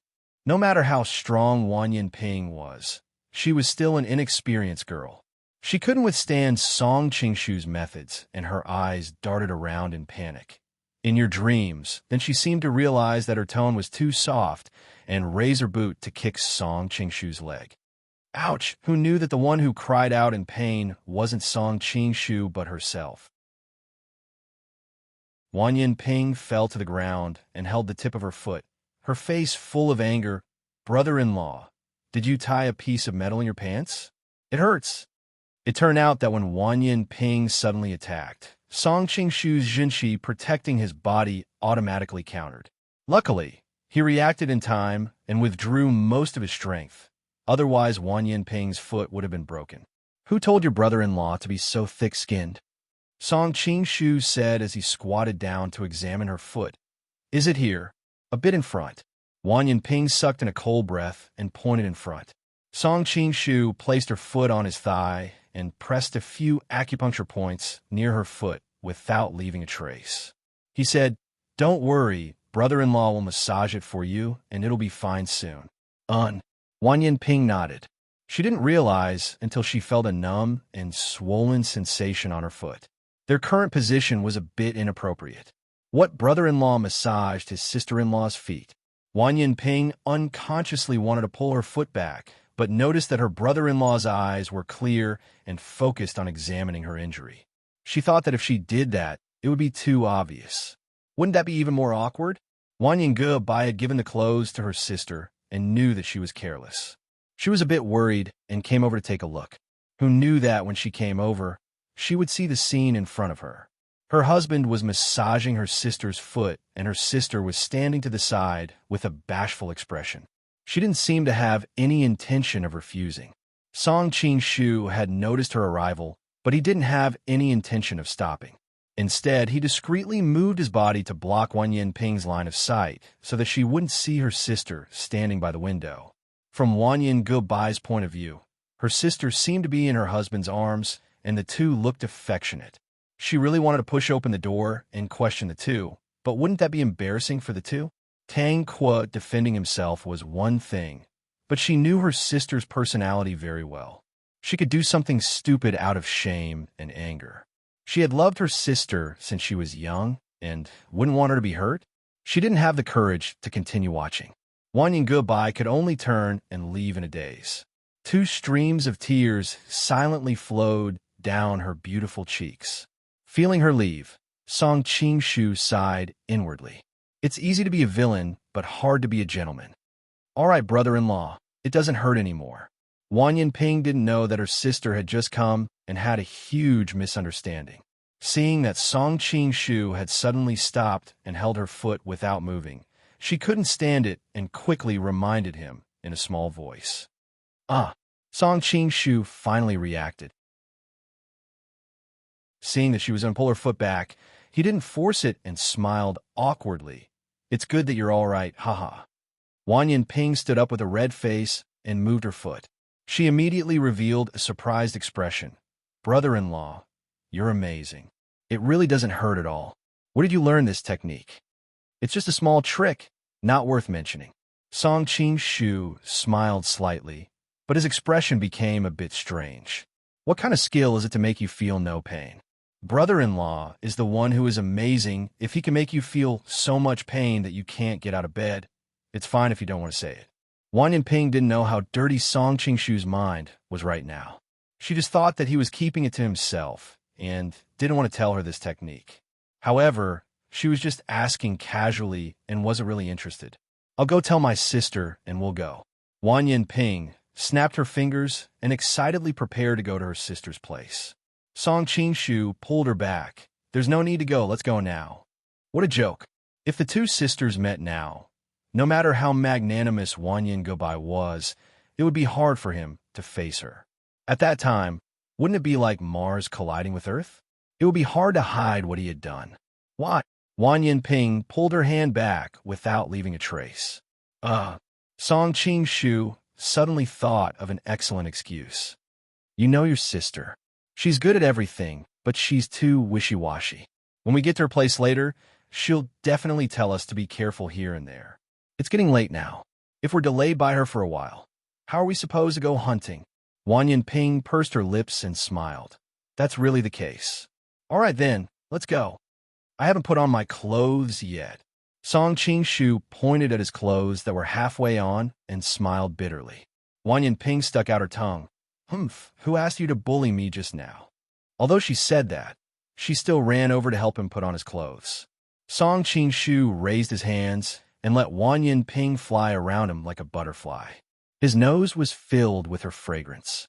Finally, when Wan Yinping stood in front of him and carefully helped him put on his clothes with her head lowered, Song Qing Shu could see her slender and delicate neck from his angle. That snow-white and delicate skin made him dizzy, and his throat felt a little dry. Chapter 739. Wan Yinping suddenly raised her head and noticed Song Qing Shu's gaze. A red flush rose on her neck, and she unconsciously pushed him. She huffed unhappily. Where the rest yourself? I'll wait for you at the door. She hurriedly said this and ran out without looking back. Song Qing Shu secretly despised himself and hurriedly finished wearing the rest of the clothes. This was all thanks to Wan Yinping, who had already helped him wear most of the clothes. When he reached the door, Wan Yinping was riding on a little red horse. From the expression on her face, it was clear that she was impatient from waiting. Seeing Song Qing Shu come out, Wan Yinping's eyes lit up and she couldn't help but say, Brother-in-law, even though you're a bit ugly, but with this set of clothes, you look a bit heroic. Song Qing Shu smiled and said, Of course, why don't you see who put on these clothes for me? Wan Yinping's face reddened and she muttered in a small voice, Sister clearly prepared these clothes for you. What does it have to do with me? Finishing, she squeezed the horse's belly and rode away, leaving behind a string of bell-like laughter. Brother-in-law, come chase me. Let's compete in horsemanship first. Come chase you? Song Qing Shu's expression was very strange because Wan Yinping's words made him think of the famous joke of the dirty demon king in his previous life. Chase me. If you catch me, I'll let you. But after seeing Wan Yinping's skilled horsemanship and how she disappeared at the end of the street in the blink of an eye, Song Qing Shu didn't have the confidence to catch up to her. After all, he had transmigrated from the future. In his previous world, he hadn't even ridden a horse before. Even though he had ridden many horses after coming to this world, his horsemanship was just passable. Compared to the nomadic tribes who grew up on horseback, he was a far cry. Moreover, Wan Yinping was one of the best. While Song Qing Shu was in a daze, the servant had already brought the horse over. Song Qing Shu's heroic spirit rose. No matter what, I'm someone who killed in and out 100,000 soldiers on the battlefield. Do you think I'm afraid of a little girl like you? Perhaps it was his heroic spirit that allowed him to perform exceptionally well. He leapt onto the horse in one breath and hurriedly chased after Wan Yinping. Fortunately, they were in the city and the roads were not so smooth. It was difficult for Wan Yinping to fully display her riding skills, and Song Qing Shu was able to gradually shorten the distance between them. Looking at the horse in front, Song Qing Shu was full of praise for the back view that was in high spirits. Wan Yinping really displayed the youthful vigor of a young girl to the fullest. Compared to her, many of the young girls in this world who were imprisoned in their boudoirs were really inferior. Who has eaten the guts of a leopard to actually dare to gallop on the street? When they were about to reach the city gates, the soldiers guarding the gates saw the two horses coming one after the other. They couldn't help angrily yelling. It had to be known that the capital was a strategic location and the roads were filled with pedestrians. Riding a horse like this was forbidden. Are you blind? The reply he got was a whip that caused the soldier to stumble. Wang Yinping's face was as cold as ice as she charged out of the city without slowing down. Song Qingshu secretly clicked his tongue as he watched from behind. She had been smiling like a flower, and now her face was as cold as ice. Wasn't this change a bit too big? Song Qingshu had always disapproved of her noble actions. But when he thought about how she was the emperor's most beloved little sister and how she had been a noble since she was young, it was normal for her to be like this. Song Qingshu wouldn't pedantically educate her about human rights. But right now, he was more interested in Wang Yinping's personality. Whether it was the scene that night in the laundry yard or her current behavior, she was clearly a cruel and merciless queen. But in front of him, she acted like a bashful little girl. He didn't know which face was the real her. Wang Yinping and Song Qingshu ran out of the city gates one after the other. The soldier who had been whipped by Wang Yinping finally got up. He touched the blood on his face and was instantly enraged. Just as he was about to sound the gong to warn the others, one of his companions hurriedly pulled him to the side. "Don't! This bitch actually dared to charge through the city gates. It's a capital offense, no matter where she goes. Why are you pulling me?" The soldier was filled with hatred. "Forget it, you new here. No wonder you don't know that demoness.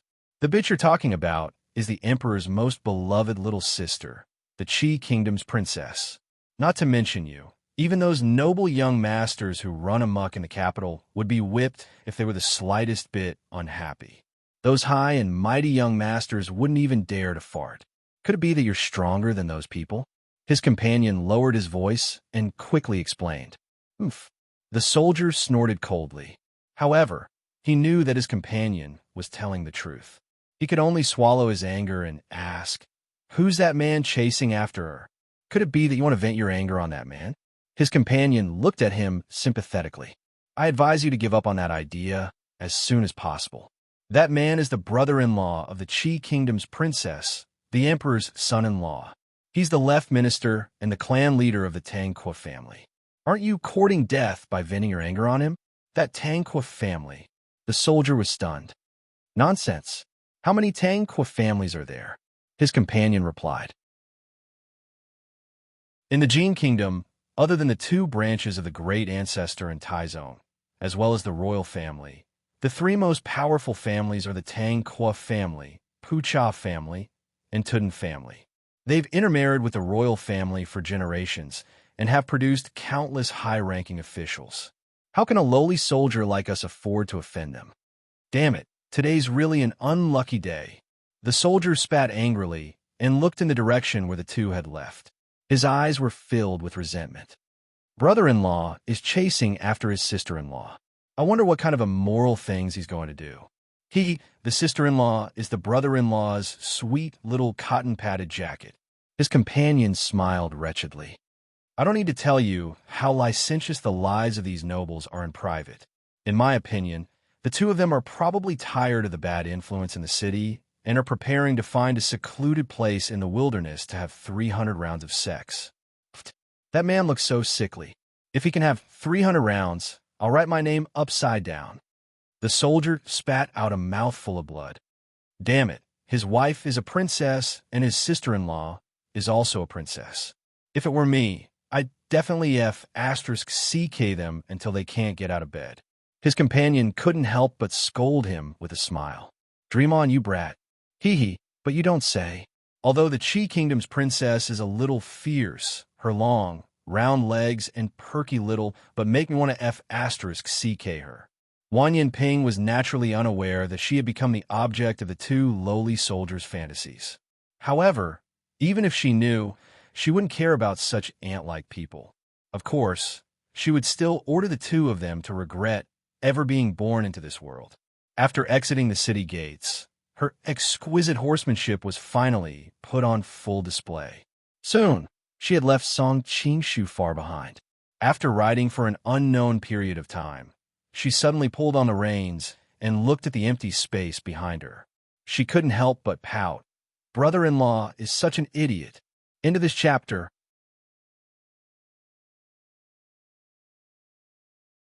Chapter 740. After waiting for a while, she still didn't see any traces of her brother-in-law. Wan Yinping couldn't sit still and turned the horse back the way she came. As she urged the horse, she looked around anxiously and prayed in her heart, "Brother-in-law, please don't let anything happen to you." After searching for a long time, Wan Yinping finally found Song Qingshu. However, when she saw Song Qingshu's appearance, she was so angry that smoke almost came out of her 7 orifices. "Brother-in-law, I spent so much effort looking for you, and you're just sitting here leisurely sunbathing?" Right now, Song Qingshu was lying on a large rock with a strand of green foxtail grass in his mouth. His hands were behind his head and his legs were crossed. The tips of his feet were still swaying casually. Hearing her voice, he opened his eyes and laughed. "Ping-er, you've finally come."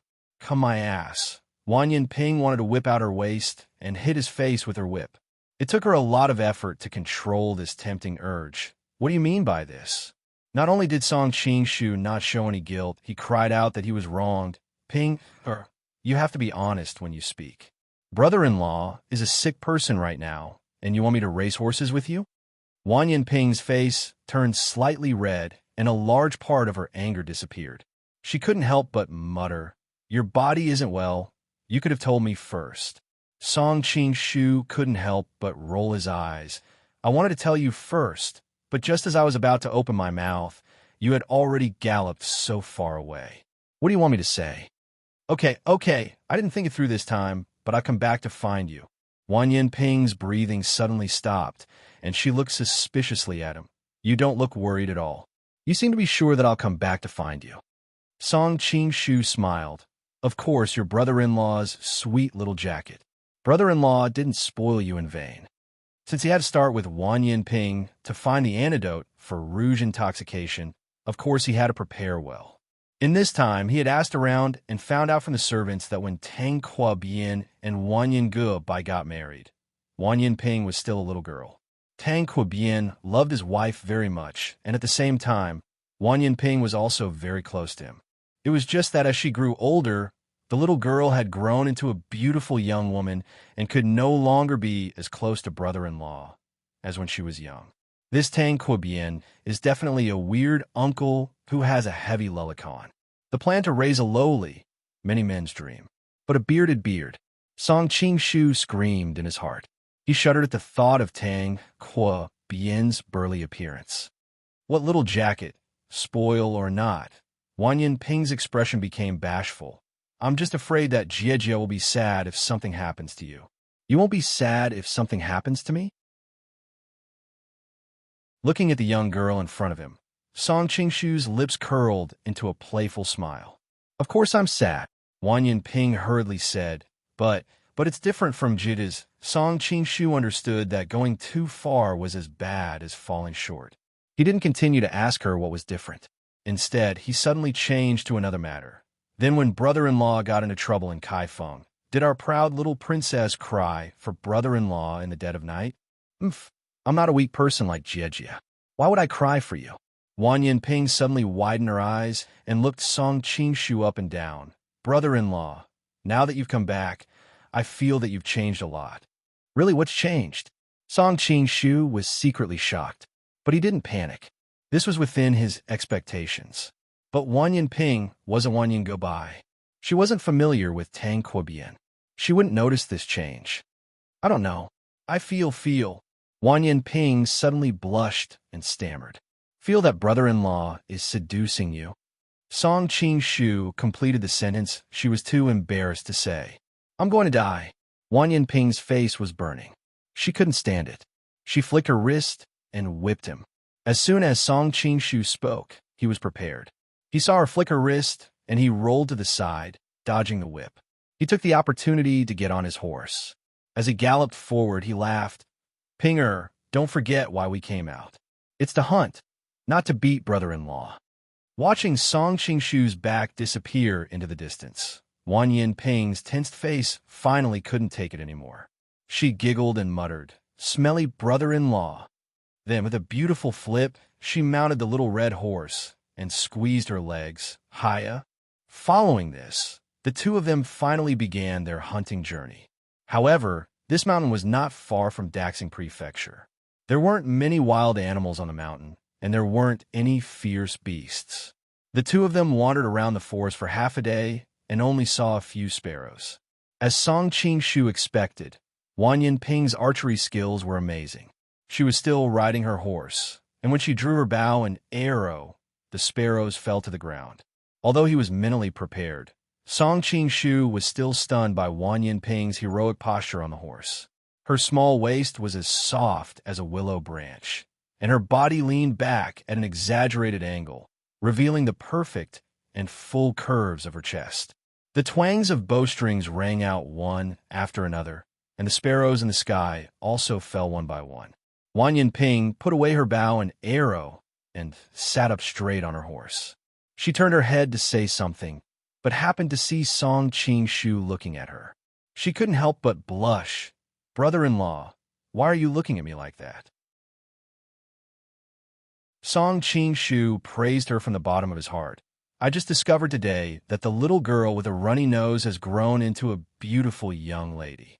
Hearing his praise, Wan Yinping's heart was both sweet and angry. Who had a runny nose in the past? Song Qing-shu laughed, and the two of them played around like this for a while. Suddenly, Wan Yinping asked, "Brother-in-law, why aren't you drawing your bow?" Song Qing-shu's smile froze on his face. Even though his martial arts were high now, his riding and archery skills— no, not just riding and archery, even if he was standing on flat ground, it would be hard to hit a target. He could only say, "Brother-in-law's condition isn't good today, I won't shoot." "What condition isn't good?"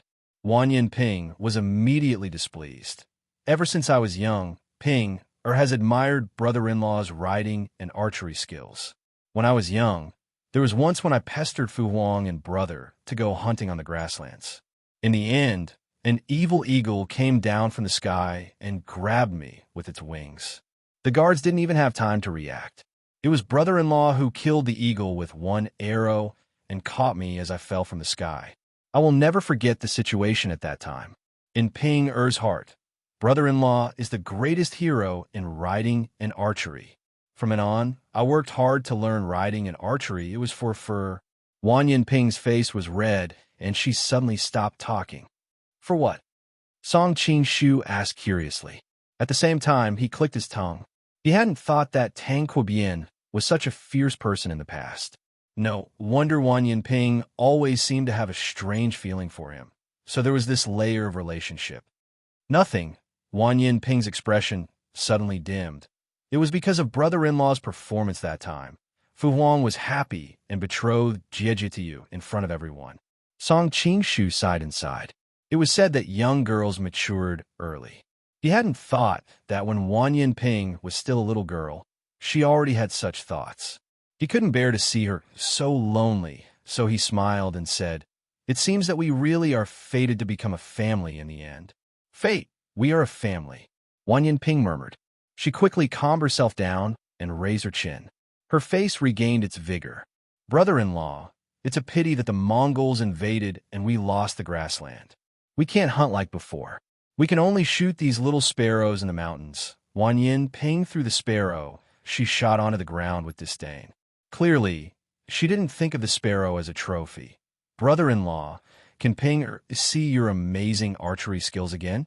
Ever since that time, when we were young, Ping hasn't had the chance to go hunting with brother-in-law. Looking at Wan Yinping's bright smile and her eager expression, Song Qing-shu's spirit rose. "Okay." A sly smile appeared in Wan Yinping's eyes. "Brother-in-law, don't lose to Ping Er's archery skills. Ping will be disappointed." Actually, even today, her archery skills were superb. Thinking back to Tang Quobian's arrow, it wasn't as magnificent as she remembered it to be. However, that arrow had a special meaning that she couldn't surpass. What a joke! When his brother-in-law ever disappointed Ping Er? Song Qing-shu already had an idea. He picked up the bow on the horse, but didn't take out the bow and arrows in the basket. "Ping Er, have you heard of the story of the birds startled by the twang of a bow?" Birds startled by the twang of a bow. Wan Yinping raised her head to look at the sky. As an archery expert, of course she had heard of this story. However, she only thought of it as a legend. Did brother-in-law want to recreate this miracle? However, it wasn't so coincidental that an injured goose flew by. There were a lot of startled sparrows, but she didn't believe that these sparrows would fall from the sky because of the sound of the bowstring. Song Qing-shu said proudly, "Your brother-in-law has already reached the point where he doesn't have arrows. It's just a few sparrows. Why would I need arrows?" "Brother-in-law, aren't you ashamed? You're already so old and you're still boasting." Even though she worshipped brother-in-law, Wan Yinping was still rational. How could there be such a thing as an archery in the world? "You don't believe me?" Seeing Wan Yinping hurriedly nod her head, Song Qing-shu didn't say anything else. He didn't take the bow and arrow, but pulled the bowstring. The sound of the bowstring was heard, and the sparrows in the sky fell to the ground. Song Qing-shu turned his head and smiled at her. "Do you believe me now?" Wan Yinping's beautiful mouth opened so wide that an egg could be stuffed in it. How is this possible? Wan Yinping quickly urged her horse to pick up the sparrows that had fallen. She found that although there weren't any wounds on their bodies, they were dead. She excitedly ran back to Song Qing-shu. "Brother-in-law, how did you do it?"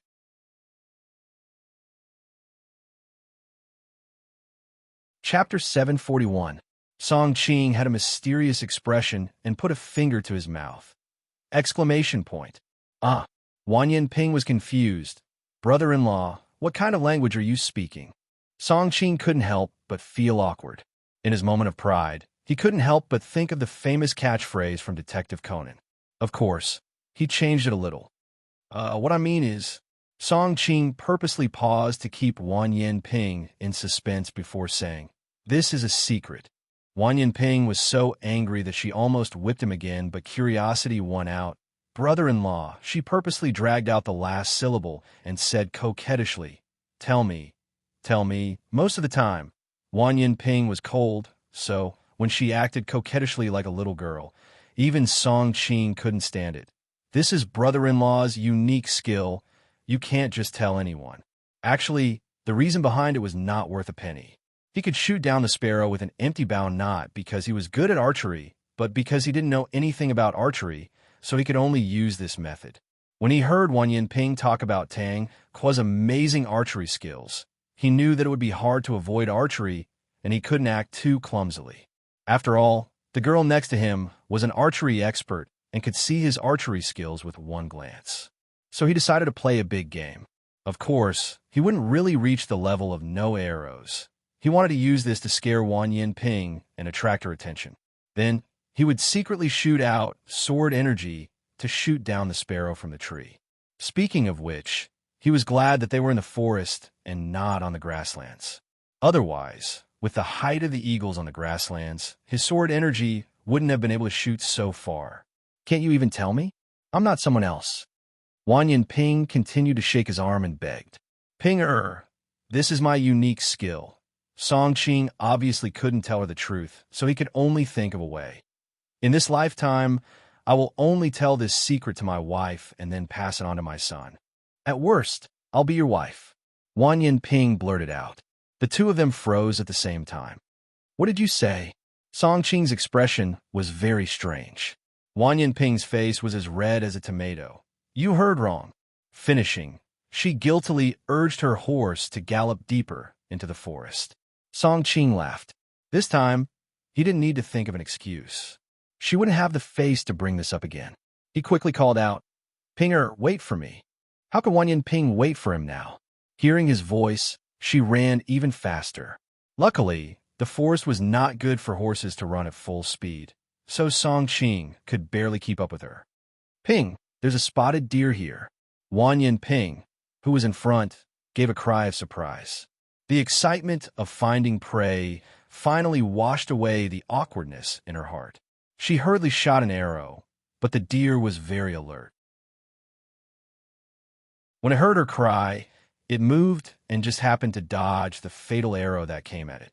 The deer jumped left and right, and using the cover of the dense forest, it quickly disappeared into the thicket. But Wan Yinping had been out for so long, and it wasn't easy for her to come across such a rare prey. She couldn't bear to let it go. She quickly crouched down and pressed her body tightly against the horse's back. She dodged all the branches that were flying towards her, and chased after the deer. Song Qing was dumbfounded. How could he have such good horsemanship? In this moment of daze, Wan Yinping's figure had already disappeared. He could only faintly hear sounds coming from the forest. Right now, Wan Yinping was related to the antidote for Song Yuanxiao and the others. Song Qing naturally didn't want anything to happen to her. Of course, after interacting with her for this period of time, he had a very good impression of this pretty girl. From his perspective, he also couldn't see anything happen to her. Song Qing gritted his teeth and abandoned the horse he was riding. With a tap of his foot, he shot into the forest like an arrow. Finally, without the restraint of the horse, Song Qing was like a bird in the forest or a fish in the ocean. If someone was watching from the side, they would only be able to see a black shadow jumping from tree to tree. His speed was even faster than the horse running at full speed. After chasing like this for a while, Song Qing finally caught up to Wan Yinping. However, he didn't dare get close to her, so he slowed down and followed her from a distance to secretly protect her. Yu, the spotted deer, had already reached a dead end. There was no path in front of it, there were pursuers behind it, and there was a steep mountain stream next to it. It couldn't help but whimper. Wan Yinping couldn't help but give a proud smile. Let's see where you can run now. She knocked her bow and was about to shoot when the spotted deer seemed to have a mind of its own. It shrunk back a bit, leaving Wan Yinping no longer able to shoot. "Humph, do you think this princess can't do anything to you?" Wan Yinping put down her bow and pulled out the knife on her waist as she jumped off the horse. The path was too steep and the size of a horse couldn't go up. Luckily, the spotted deer had nowhere else to go, and she alone was enough to deal with it. As Wan Yinping got closer, the spotted deer became visibly anxious. It would occasionally look at the mountain stream next to them. Seeing this, Wan Yinping was secretly scared. She was afraid that it would see that there was no hope of survival and jump into the mountain stream. Then all her efforts would be in vain. Wan Yinping held the knife in her left hand and placed her right hand on the whip at her waist. Her attention was completely focused on the spotted deer not far away. Once it decided to jump into the mountain stream, her whip would immediately wrap around its body.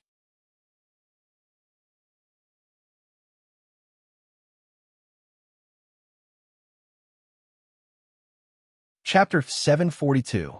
Although the mountain stream was steep, it wasn't a straight cliff. Therefore, the two of them rolled down and didn't fall vertically. Song Qing pressed Wan Yinping's head against his chest, and at the same time, he protected her with his hands and feet. He secretly cursed in his heart. Those plots on TV are all lies. What falling off a cliff and not dying, rolling down a slope without any injuries. Along the way, he didn't know how many sharp rocks and branches they had hit. With the speed at which the two of them rolled down, if it wasn't for the Jinshi protecting his body, all the bones in his body would have been broken. If his luck wasn't good, he would have been cut open by the protruding rocks. Even though Song Qing had Jinshi protecting his body, he was still in a difficult situation. Not only were his clothes in tatters, but he had also hit countless things along the way. It was as if he had been hit by several top martial artists. Right now, he had suffered serious internal injuries. Fine, now I don't have to use my internal energy to pretend to be pale. Song Qing gave a wry smile and looked down at Wan Yinping in his arms, who knew that when he met her big eyes. Song Qing happily said, "I was afraid you would faint." "Brother-in-law, thank you." Wan Yinping's voice was very gentle. She looked at Song Qing's miserable body and compared it to her own. Other than a few scratches, her clothes were almost undamaged. She knew that it was because he was holding her tightly in his arms and using his body to protect her. Don't take such risks in the future. It's just hunting. If you fall off a cliff again, brother-in-law won't be able to save you every time. Even though he wasn't her real brother-in-law, Song Qing unknowingly took the role and couldn't help but lecture her. I'll stay by brother-in-law's side for the rest of my life. That way, even if something happens to me, brother-in-law can save me. Wan Yinping raised her head, her eyes shining like stars. Song Qing couldn't help but reach out and scratch her nose. What does a child know about a lifetime? You'll have to marry in the future. How can you stay by brother-in-law's side for the rest of your life? I'm not a child for a long time. Wan Yin-ping snorted in dissatisfaction. I'm not going to marry. I want to stay with sister, brother-in-law for the rest of my life. Song Qing's heart moved. He was about to strike while the iron was hot, but he suddenly saw a trace of black air floating between her eyebrows. Only then did he remember that she had been bitten by a small snake before. How could he still have the mood to flirt with her? He hurriedly asked, Pinger, were you bitten by a snake just now? How do you feel now? With his reminder, Wan Yin-ping finally remembered and couldn't help but exclaim, my entire body is numb.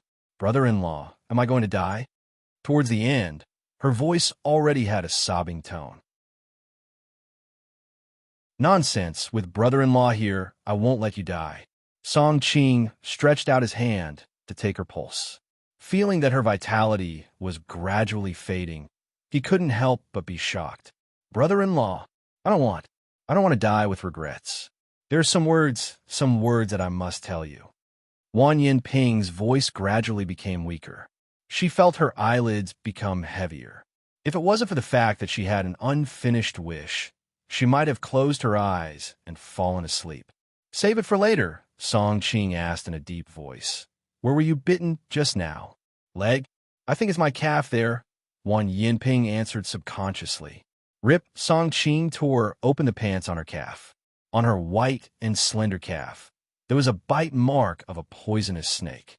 The blood around the wound was dark black, and it was frightening to look at. Brother-in-law, what are you doing? Feeling that her calf was exposed to the air, the natural restraint of a woman made her panic. She unconsciously wanted to pull her leg back, but her entire body was numb and her legs wouldn't listen to her. Don't move. You've been poisoned and there's no other way. Brother-in-law will suck it out for you. Song Qing didn't care about exposing his martial arts at this time and quickly sealed a few of the major acupuncture points on her body to stop the snake poison from entering her heart. No, brother-in-law, you'll die too. Luckily, Wan Yin-ping's mind was a bit muddled and her attention had been diverted, so she didn't see what he was doing. Brother-in-law has great fortune in life. You won't die so easily, Song Qing smiled at her. If you really die, at worst, we'll die together. The road to the Yellow Springs won't be lonely. Smelly brother-in-law, who wants to die with you, to die together? Wan Yin-ping's tears turned to laughter. Her heart was beating rapidly, and some light returned to her eyes. When Song Qing's lips touched the wound on her leg, Wan Yin-ping's heart beat even faster. Speaking of which, it was strange. Her entire body was clearly numb, but she seemed to be able to feel that strange touch. Looking at him, sucking on it, Wan Yin-ping couldn't help but fall into a daze. The sky gradually darkened. Song Qing saw that the blood flowing out of the wound on her leg had turned bright red again and couldn't help but let out a long sigh. She had actually been deeply poisoned. If it wasn't for his deep cultivation and long breathing, he wouldn't have been able to maintain such a high intensity of sucking, and the poisoned blood in her body wouldn't have been completely expelled. Even if she had a naturally large lung, she would have been poisoned to death after sucking for so long. Song Qing looked around and found a strange type of grass. He chewed the leaves and put it on Wan Yin-ping's wound. He had interacted with many poison masters over the years and had learned a few things from them. Ping, do you have a clean handkerchief on you? I need to help you bandage your wound. Song Qing raised his head and found Wan Yin-ping looking at him with a red face. He couldn't help but pause. Having been discovered, Wan Yin-ping's eyes were slightly evasive. She quickly said, I'm not as delicate as those Han girls. Why would I carry a handkerchief on me? Wan Yin-ping hesitated. Brother-in-law, turn around for a second. Song Qing was confused, but he thought it was inconvenient for a little girl to do something and turned around. Done. Very quickly, Wan Yin-ping's voice came. Song Qing turned his head and a soft silk-like material was stuffed into his hand. Didn't you say you didn't have a handkerchief? Why does it seem to have warmth on it?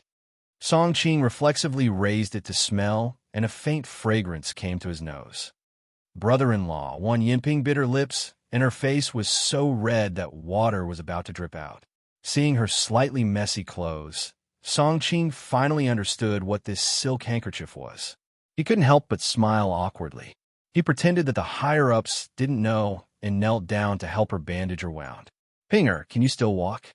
Song Ching looked around. Right now, they were at the bottom of a mountain stream. It was pitch black in the distance, and they couldn't see any way out. In reality, the best choice was to go back the way they came. Even though the mountain stream was high, with Song Ching's Qigong, it wasn't hard to climb up. However, this would make one Yinping suspicious. You're tuning in to the Warrior Lore YouTube channel.